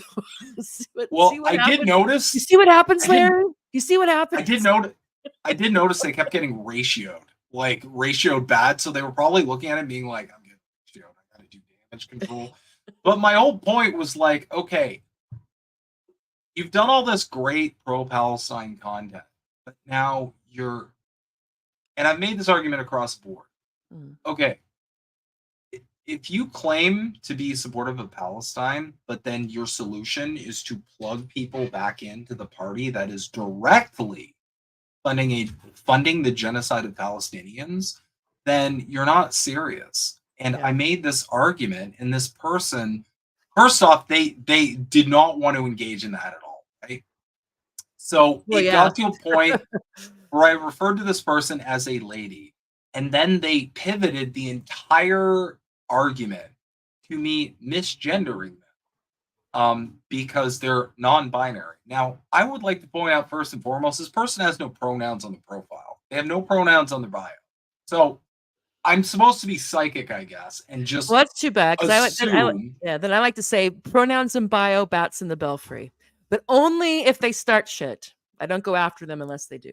Go ahead. I'm not advocating that, Go ahead. No, but it's like they're upset over me misgendering them when they're not providing any information, and they are, I will say, they are female passing, like gender-wise. I I legitimately didn't even. I thought it was just a chick. Yeah, because she's a woman and she's just making crap up. There's no they. That's a whatever. But yeah, you're a polite guy, so you would have not done that on purpose. That's the point. And No, she I was just I trying to don't. deflect, making about you bad person, rather than the fact that you got caught her in a contradiction, to be kind about it. Yeah, and Mhm. so I just kept kind of pushing it in the same direction as, listen, you can't be doing this whole like we're going to twerk all day for Dr. Cackles, as I call her, them, I don't know, whatever. We're all them, I Mhm. guess. You can't do that and then also pretend to care about Palestine, because the vice president, the one that's running for president, Mhm. said on CNN, there was a little bit of ambiguity before. Now there's none. She said directly on CNN, there will be no policy change when it comes to Israel. So you Yeah. are guaranteeing Let me without make a let me be shred of a clear. doubt. Let me be Yeah. clear. Nothing will change the Israel's security and right to defend itself is something I will never waver from. Let me be clear. Mm-hmm. Yeah. Which she didn't need to So say that. Of course she's not. I mean, please, people, it's one thing if you're going to lie to it's like, I always wonder, are you just lying to us or you're lying to yourself? Like, who are you trying to convince here? I think it's a little bit of both. I But mean, it's like, dude. Anyway, you did do this. This probably upset her too. Oh, see. Yeah. yeah, that's another one. I've noticed this a lot Oh, too. transicorn. There's a there's a lot of like As a there's trans a lot of person. No, yeah. there's Go a ahead. lot of this going on where it's like they're trying to do there's a I'm lot of people on special. social media who are trying to take like the IDPOL shit and they're trying to funnel it into like pseudo or just outright pro-Israel sentiment. They just use it as a Um, shield. Like if I say I'm trans and you can't say anything bad about me, or else you're being transphobic. I mean, it's just a shield. well, the funny It's a thing too is racket. this isn't And even the plus the first fact that, time. yeah, yeah. This isn't even the first time I have had this tactic weaponized against me. Mhm. I remember, I don't know if you guys are familiar with chaotic leftists with a K. They're like they claim Chaotic. to be they claim to be a Marxist socialist. They're both, I Yeah. guess.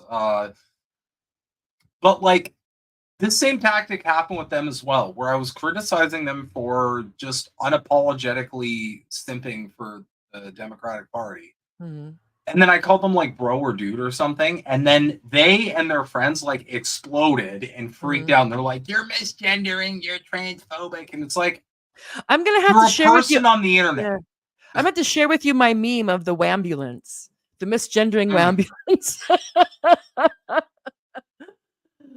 Embrace misgendering because it's correctly sexing. Go ahead. Sorry. Is this you in the No, FBI? Is it's this you with the thicker beard? What's going on here? yeah, like I just I don't I don't first off, this is just like this is so cynical, I can't put it into words because Mhm. they're literally like they're like, okay, It's a power you trip. have to you have to support me because I'm part of like the ideological in group, but you Mhm. also that means that like if you have any criticism of this subject, then that means you're automatically like a bigot here. I've seen this across the board. This is Mhm. their playbook. They take someone and if they're part of any minority, if you give Mhm. them any pushback at all, they will switch the whole conversation, the whole discourse into you're being a bigot, even Mhm. if you have a valid point. Well, and I But can't yeah, remember who I that's was talking to. It was somebody I was talking to on the show last week. So if they're listening now, I'm sorry if I don't want to make your idea my own. Um, but they were saying that they think a lot of this started, or at least the weaponization of it, during Occupy, when you had the 99% and the 1% thing starting to take root, and you had Bernie Sanders, and then you saw how when people started to talk shit about how Bernie wasn't yeah, was like a bit racist, or didn't care about really about black people, like he didn't have a black policy, or he didn't want to deal with reparations or something like that. And they thought, we can split this up if we can take out Bernie, if we can get people to start talking about, does Bernie really care about black people? Is Bernie, and Elizabeth Warren trying to say that he did something sexist, like, yeah, Bernie Sanders, such a sexist racist, whatever. But it worked. It worked like a charm. And they know the left loves to go after each other, circle firing squad. It's same thing happened in France after the 68, when you had all the big muckety muck philosophers and theorists snipping at each other, but not about class issues or collective politics, because they were burnt out on that. But I mean, if you think about it, and of course you look back and you can things seem orchestrated, which maybe they just kind of played out that way, or that. But it seems like there's a reason why. Also, you have that, so they could see, okay, well, if we can throw a monkey, if Bernie Sanders was monkey wrench, because there people, and like Tallahassee Coates wrote that thing in the Atlantic about how again, he was like wanting to bring up how is Bernie really, what's Bernie's black policy, and of course Bernie wanted to talk more about universal policies, but that wouldn't work. So he got intersectionalized. The intersectionalists went after him. Yeah, so he wasn't feminist. He wasn't So anyway, to cast doubt if he really was, what kind of an ally he was to women and African Americans, and they saw that. And then you have all this stuff with Wall Street banks fine with the pride flag, BML, they love it. It's great cover. Look, we're progressive, we're cool. Well, the rainbow capitalism is my favorite. So great. Yeah, I'm sure. So why did you think? So why did you think that? Why do you think these people are? Are you just saying that? Do you really think they're feds, or do you just think they're acting like a fed? Well, that's always the kind of question you got to ask.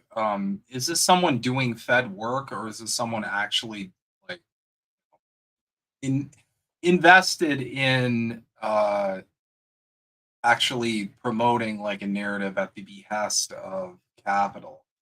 At the end of the day, you'll never know, but it just like narratives like this, they're so unhinged that like this, it's almost impossible to believe this is a normal person's opinion. As a trans person, yeah. I can no longer support the pro-Palestinian movement. Like, what are you talking about?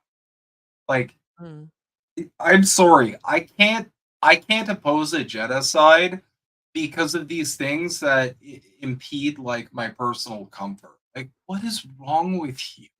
This is the easiest thing. This is the easiest issue to be on the right side of history on in like decades. And you're like, no, I don't know, like decorum. It's not the right decorum. Like, holy crap. I wish I were that like comfy that I could just be like, yeah, I don't know. I'm kind of iffy on the whole. I don't know if you saw this one. Dave. I don't know if you saw this one, but I thought it's good. Gritty is the way. You guys should follow him if you're not. He gives good meme, or she. I don't know what if it's a guy or a girl. The only real solution. The only real solution to the trolley problem. That literally is. That's this violence. Whole trolley thing is That's ridiculous. Trolley lives matter. No, sorry, I'm not going to say that. Trolley lives matter. I hope that they let the people get off the trolley, because no, I'm. No, that's the whole thing, though. It's like, because I've seen this meme. The trolley driver was non-binary. Just misgender the trolley driver. Yeah, like I've seen this meme. Now maybe I don't like this meme.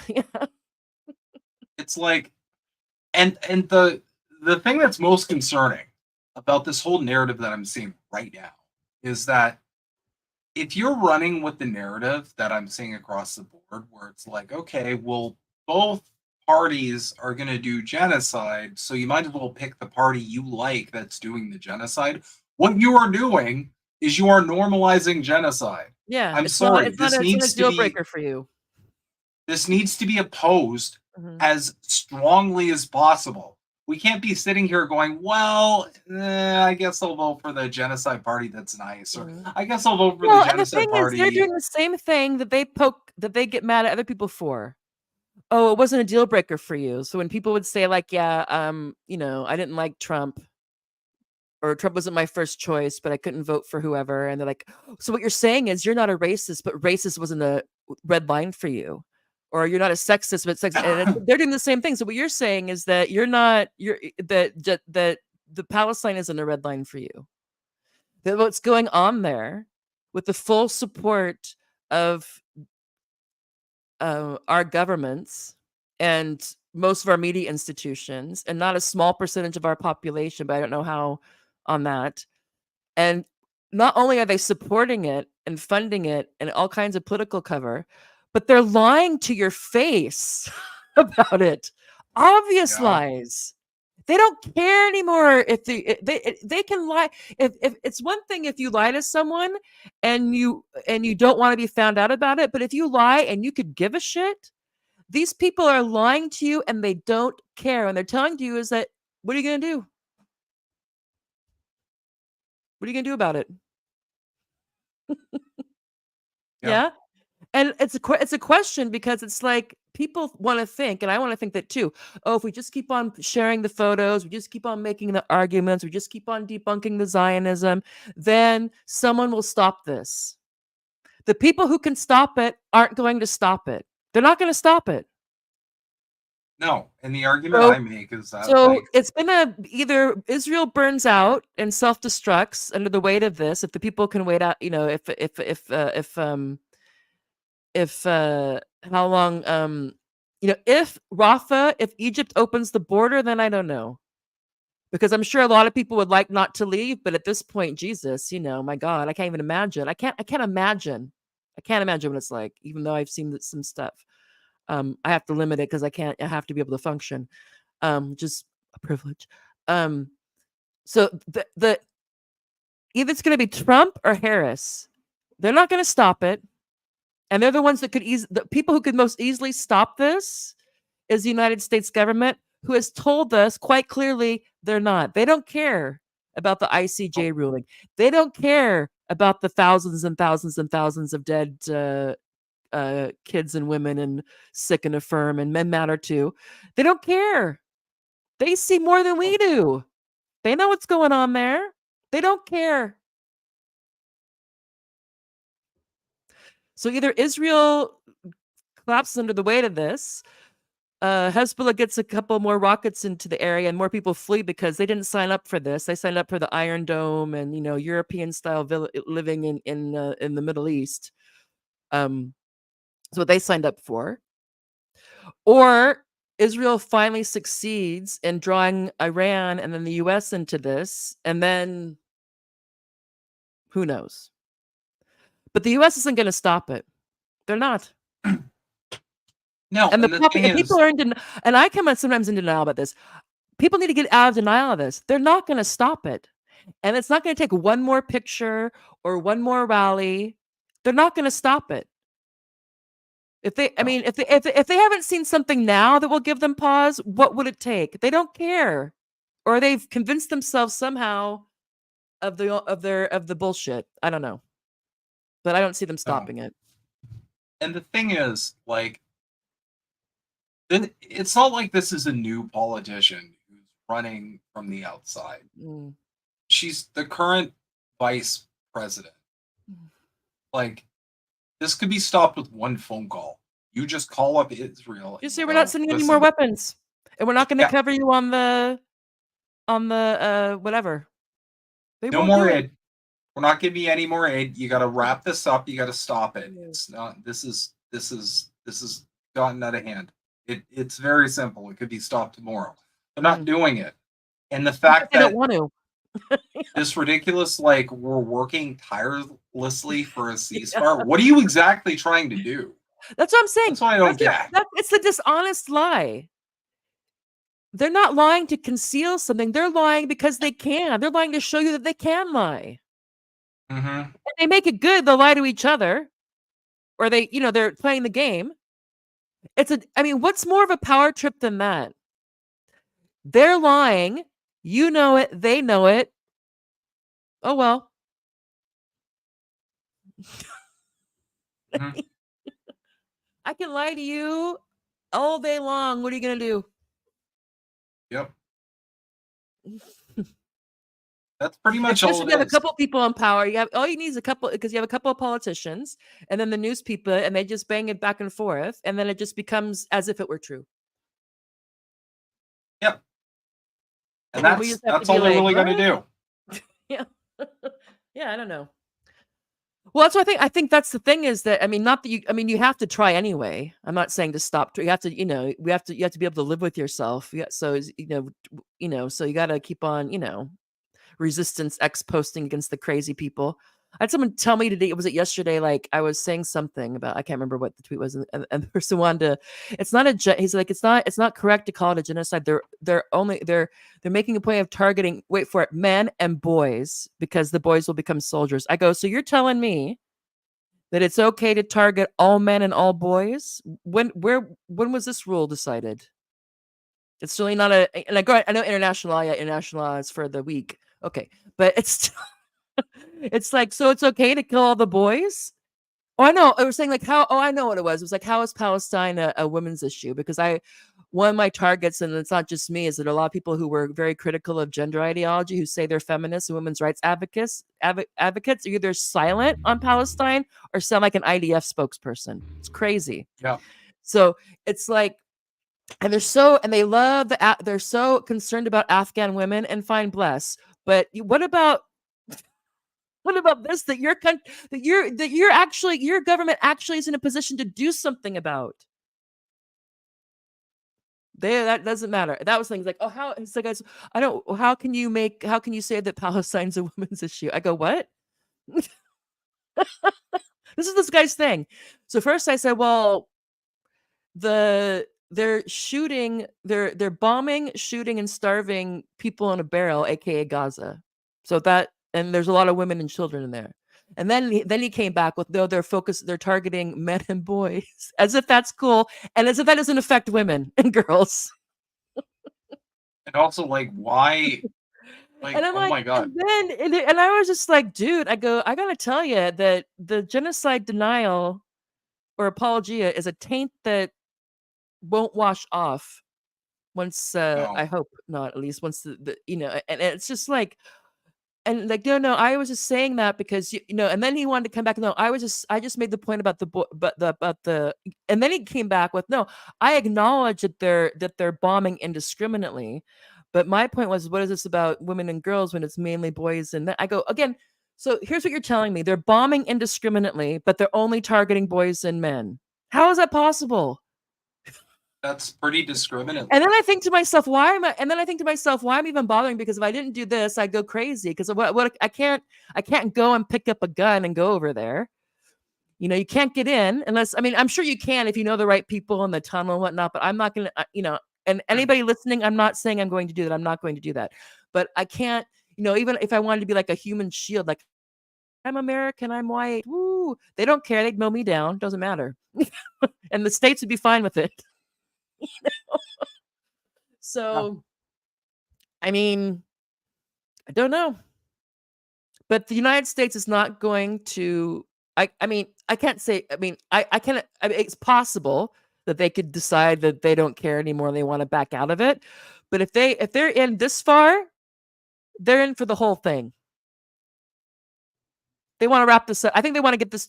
They can't say they want it. They have to make like they care or whatever. But they're tired of dealing with this issue. They want. Let's look at it. Let's just take the hit. Yeah. So we'll let them kill a lot of people and we'll help them do it. And we'll finally not have to deal with this Palestinian question anymore. And it'll be done. And then people will be mad for a while, but what are they going to do? They'll get over it. And they might be right. Pretty much. I mean, not people there, but I mean, in Yeah. your neck of the woods and my neck of the woods, the people who didn't have a direct connection.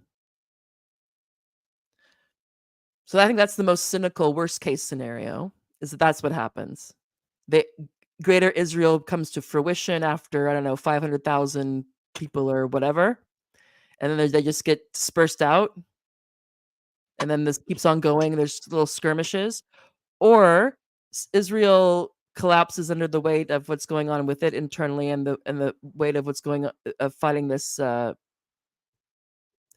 campaign. Yeah. Or the U.S. kind of helps, but kind of doesn't, because we don't know. A lot of people want to say, "Oh, Iran has all this and Hezbollah has all that," but I don't know who knows. Who knows for sure, except for them, how much they have. And if I was Iran and Hezbollah, I'd want my opponents to think that I have lots of missiles and lots of all this stuff. And I don't know how much they have of those supersonic things. Or it could be because I don't think the Israelis, this generation of Israelis, is not, the 1940s and 50s versions. So if Hezbollah or Iran get a couple of hits, I think they're going to be hard pressed. They can't sell the safe haven. So I don't know.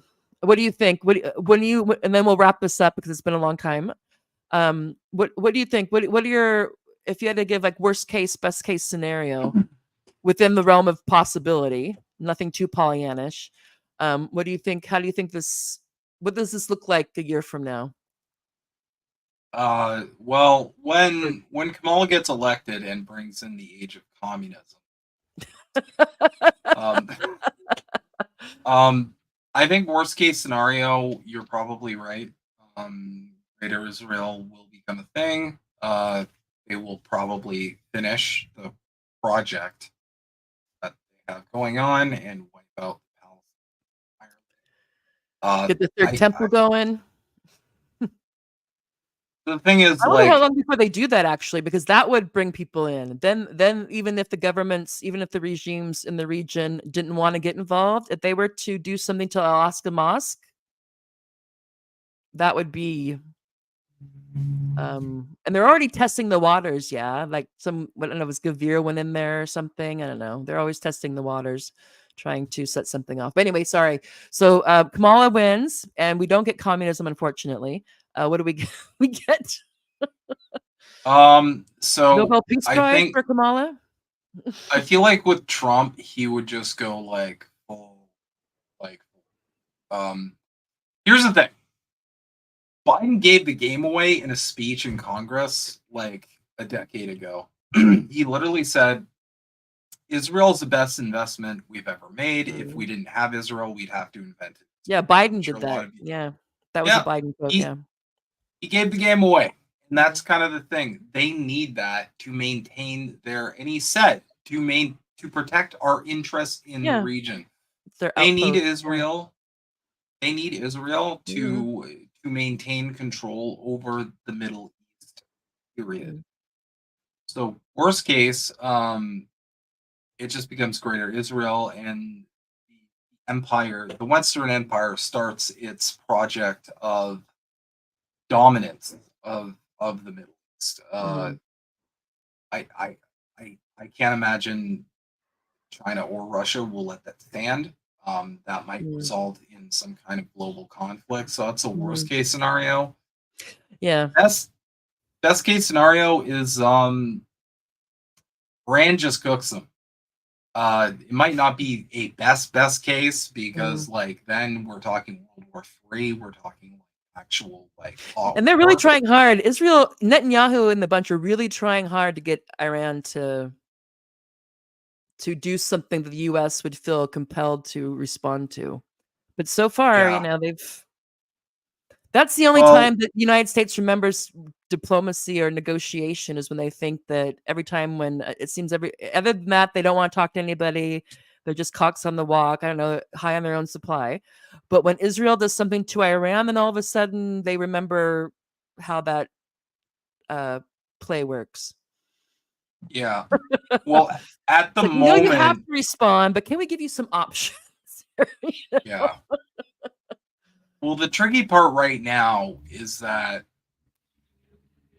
they're aware that this wouldn't just be a conflict with both Russia and China. But they don't know that. They don't know that. I think they have to play that out. So what if like Russia's one thing. China getting militarily involved would be a game changer. They haven't done that before. Support, like financial support, whatever. But Chinese, planes hitting. I mean, I don't know. Russia is a bit of a, because Russia's pissed off, but they've had it, at least from their, but they're, it seems like they've basically said, look, you've been trying to tell us for 2 years that there's no negotiation. We're going to take your word for it this time. So we'll see what happens there. But I don't know. China really, I'm not saying it couldn't happen, but even though we're encouraged to think that China's some evil empire, who they have ever invaded? They annexed Tibet. They would say it was a semi-autonomous region.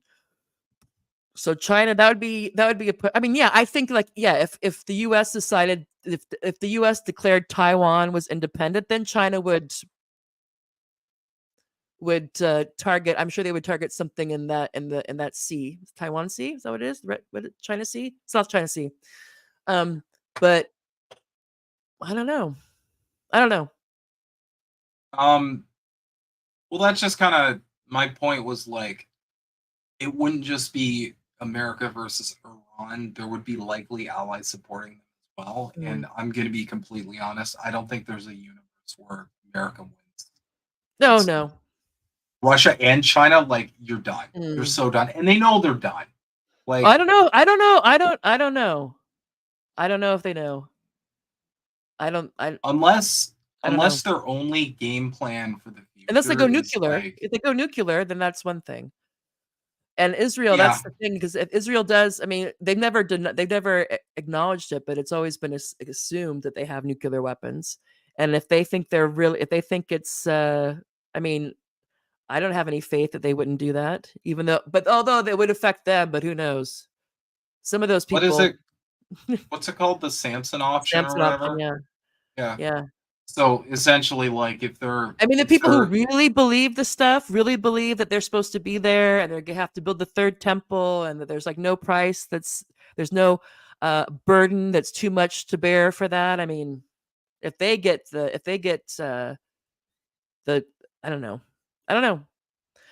And there's also the option that, like, they just collapse. Like, they are not doing well economically. It's very bad over there. This is a costly war, and it's affecting them to a great degree. It could be less climactic. The state could just collapse, and then the Middle East just kind of sorts itself out. In that regard, there will be a power vacuum that would need to be filled were Israel to collapse. But Kamala Harris will bring her revolutionary expertise, revolutionary vanguard to the area and install communism. Don't worry, people. Kamala is here. Kamala and Tim, they've brought tacos and corn nuts, and we're going to sort this out. Okay, let me be clear. We're going to sort this out. Excuse me, Putin. I'm speaking. I'm speaking. Yeah. I hate that she brought that back. I didn't even like it the first time. It's like, I'm speaking. But of course, that's probably, I'm sure that's also why that's her merchandise as well. That's the merch. So I'm sure that's probably also why they want Trump's microphone unmuted, so he can interrupt her and she can go, I'm speaking. That would be really it would be so funny if it's like, oh, she's doing the meme literally. So it sounds like you and I are on the same page. We'll see. Yeah, but yeah, I'm 100% convinced that the United States is not going to all of a sudden decide, oh, there's a genocide going on. Unless somebody really, I mean, although Kissinger did say, although that would be because of all the strategic reasons, Israel's important to the States, and also there's a lot of ties there. I mean, there are cultural ties, and so it's not like it's Ukraine. So I'm not saying they won't cut a loss, but it's easier to leave the North, the Vietnamese and the Kurds and the Ukrainians. They'll leave them, but that would be more difficult. But I think that we'll see. But Kissinger, that's what I want to say. Then we're going to wrap up. That the U.S. doesn't have allies; they have interests, or they don't have friends. United States doesn't have friends; it has interests. And so, they would make it. Who knows? But moral reason? No, they don't. It's quite clear that if they're willing to lie through this carnage, there is no red line in terms of Palestinian death and suffering. That would be too much for them. That's quite clear. And sorry for your friends, Grace or whoever her name was. That's the same with Kamala. She'll feel sorry. She'll feel bad about it. She'll tell you she feels bad about it. But Israel's security's undebate is not a debate. So it's too. We're concerned. We're concerned about the amount of civilian casualties. We're concerned about that. It's too high. We're working on it. Thank you for your feedback. And then people can palate that because it's like, okay, they're doing it, but she's being nice about it. If she were to be like, yeah, what? Too bad. So sad. You snooze, you lose. They lost out. So, then people are like, oh my God, you're not even gonna give us the cover of feeling bad about it. I almost wish they wouldn't. I wish they'd just go full, we know you're the fox. Just admit you're the wolf, so to speak. Yeah. Be like, you know what? We don't care. We support Israel, and they're gonna do whatever they want. And we're just gonna let them kill as many people as possible, and you're gonna shut up and you're gonna like it because Orange Man bad. That's their whole thing. I would respect them if they did that. It's a lot more genuine than this whole oh my God, yeah, it's so tragic. Anyway, here's another 10 billion. So we have a few more comments, and this is Snow Himbo's page. So so he can follow him on YouTube. He's at Snow Himbo on X with the S and the H is capitalized. Let's see. The end times, don't you know? It's biblical. And now they're calling it. Now they're calling all of a sudden, the last 2 weeks, they're calling the West Bank Samaria, or it's like America Fire and Brimstone. Yeah, made in the USA, but alienation of workers by capitalism seems to wash away all sins. Yeah. What if China just stopped the ships? Yeah, then it's the same thing, even though obviously life is cheap to these people, or else they wouldn't be willing to kill so many people and send their own people in there. But as soon as somebody hits one of our soldiers, and all of a sudden then it's all, that's what they want. We have to, So if China could stop but I mean the Yemen have been doing a pretty good job. That's also the thing. The thing that makes me think maybe there's some space, but doesn't make sense because they're letting. But either way, they don't kill. It's the Palestinians. The pain and suffering, and the genocide of the Palestinians is not going to be the decisive factor for the American state or Western imperialism. If they decide for some reason that there's a better angle for them, or they have to get out, because Yemen has had a fair amount of success, and they've dropped a few bombs on Yemen, but not that much. They're basically letting Yemen do its thing. What that doesn't make any sense to me. That's the only question mark here.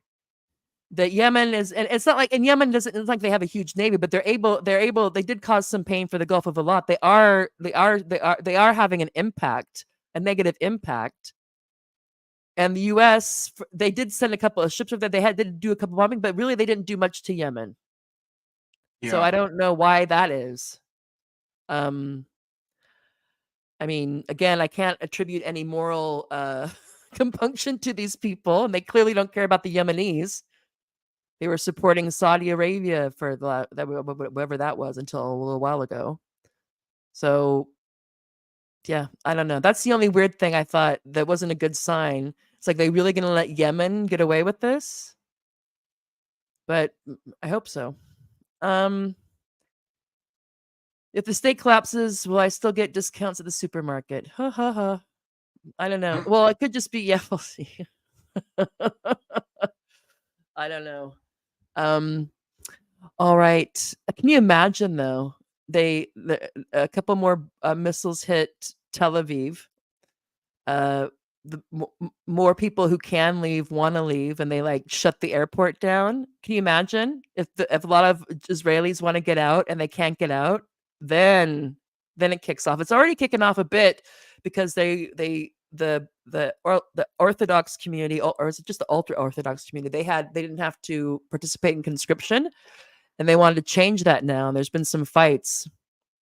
But if they were to close the airport and people wanted to get out and they wouldn't let them get out, I don't think the Israelis would. I think that would be a problem. I mean, anyway. So, wow, 4 hours marathon. I only went 4 hours once. It was maybe almost before. Anyway, thank you so much. I hope we do this again. It's been great. Of course. We'll have to have you on Politically Homeless sometime. Please do. Please do. Anyway, follow Snow Himbo. Thank you very much. It's been a wide-ranging thing, and cool. So, hopefully you'll become a friend of the show. Yeah, I already am. Cool. All right. See you next time. Thank you very much. Or you can say if there's anything you want to say before we wrap up here. First and foremost, fuck Israel. That's important. Kamala Harris is not a communist. Your brain is soup if you believe that. And thank you for having me on the show. I had a blast. It's rare to find someone who had such a good time talking. Well, thank you. I did too, and I hope I didn't jump in too much, but it's also the same thing that I enjoy finding someone to talk about this stuff with. So sometimes it's, but I think we did pretty good. We went 4 hours. So, even had a soda break or a beer break. Anyway, thank you, Snow. See you next time. And I look forward to the invitation to be on Politically Homeless. Of course. Have a good night, Tara. Bye. All right. So that was a marathon session of Morbid Symptoms podcast. And we talked a bit about the stupidest Red Scare Redux. The idea that Kamala is a communist is hilarious. And everyone knows it's hilarious, but yet it's what they're going with. Snow Himbo led the conversation about pro-Palestinian hustle, people who were been talking about how all about Palestine and now are shifting to saying we have to support Kamala or full-throatedly supporting Kamala. And we brainstormed about how we think this situation could play itself out in Israel-Palestine. And with that, thank you very much. Please do like and subscribe. We're on YouTube, Rumble, X. Also, I have a Patreon that I'm going to try to update, and you can follow me also on Substack, and there'll be links to that in the closing slides. My Substack is free, and I try to post there once a week. Sometimes I do twice a week. And so you can also see me on there, longer form tweets about topics like this. Anyway, thank you very much. See you.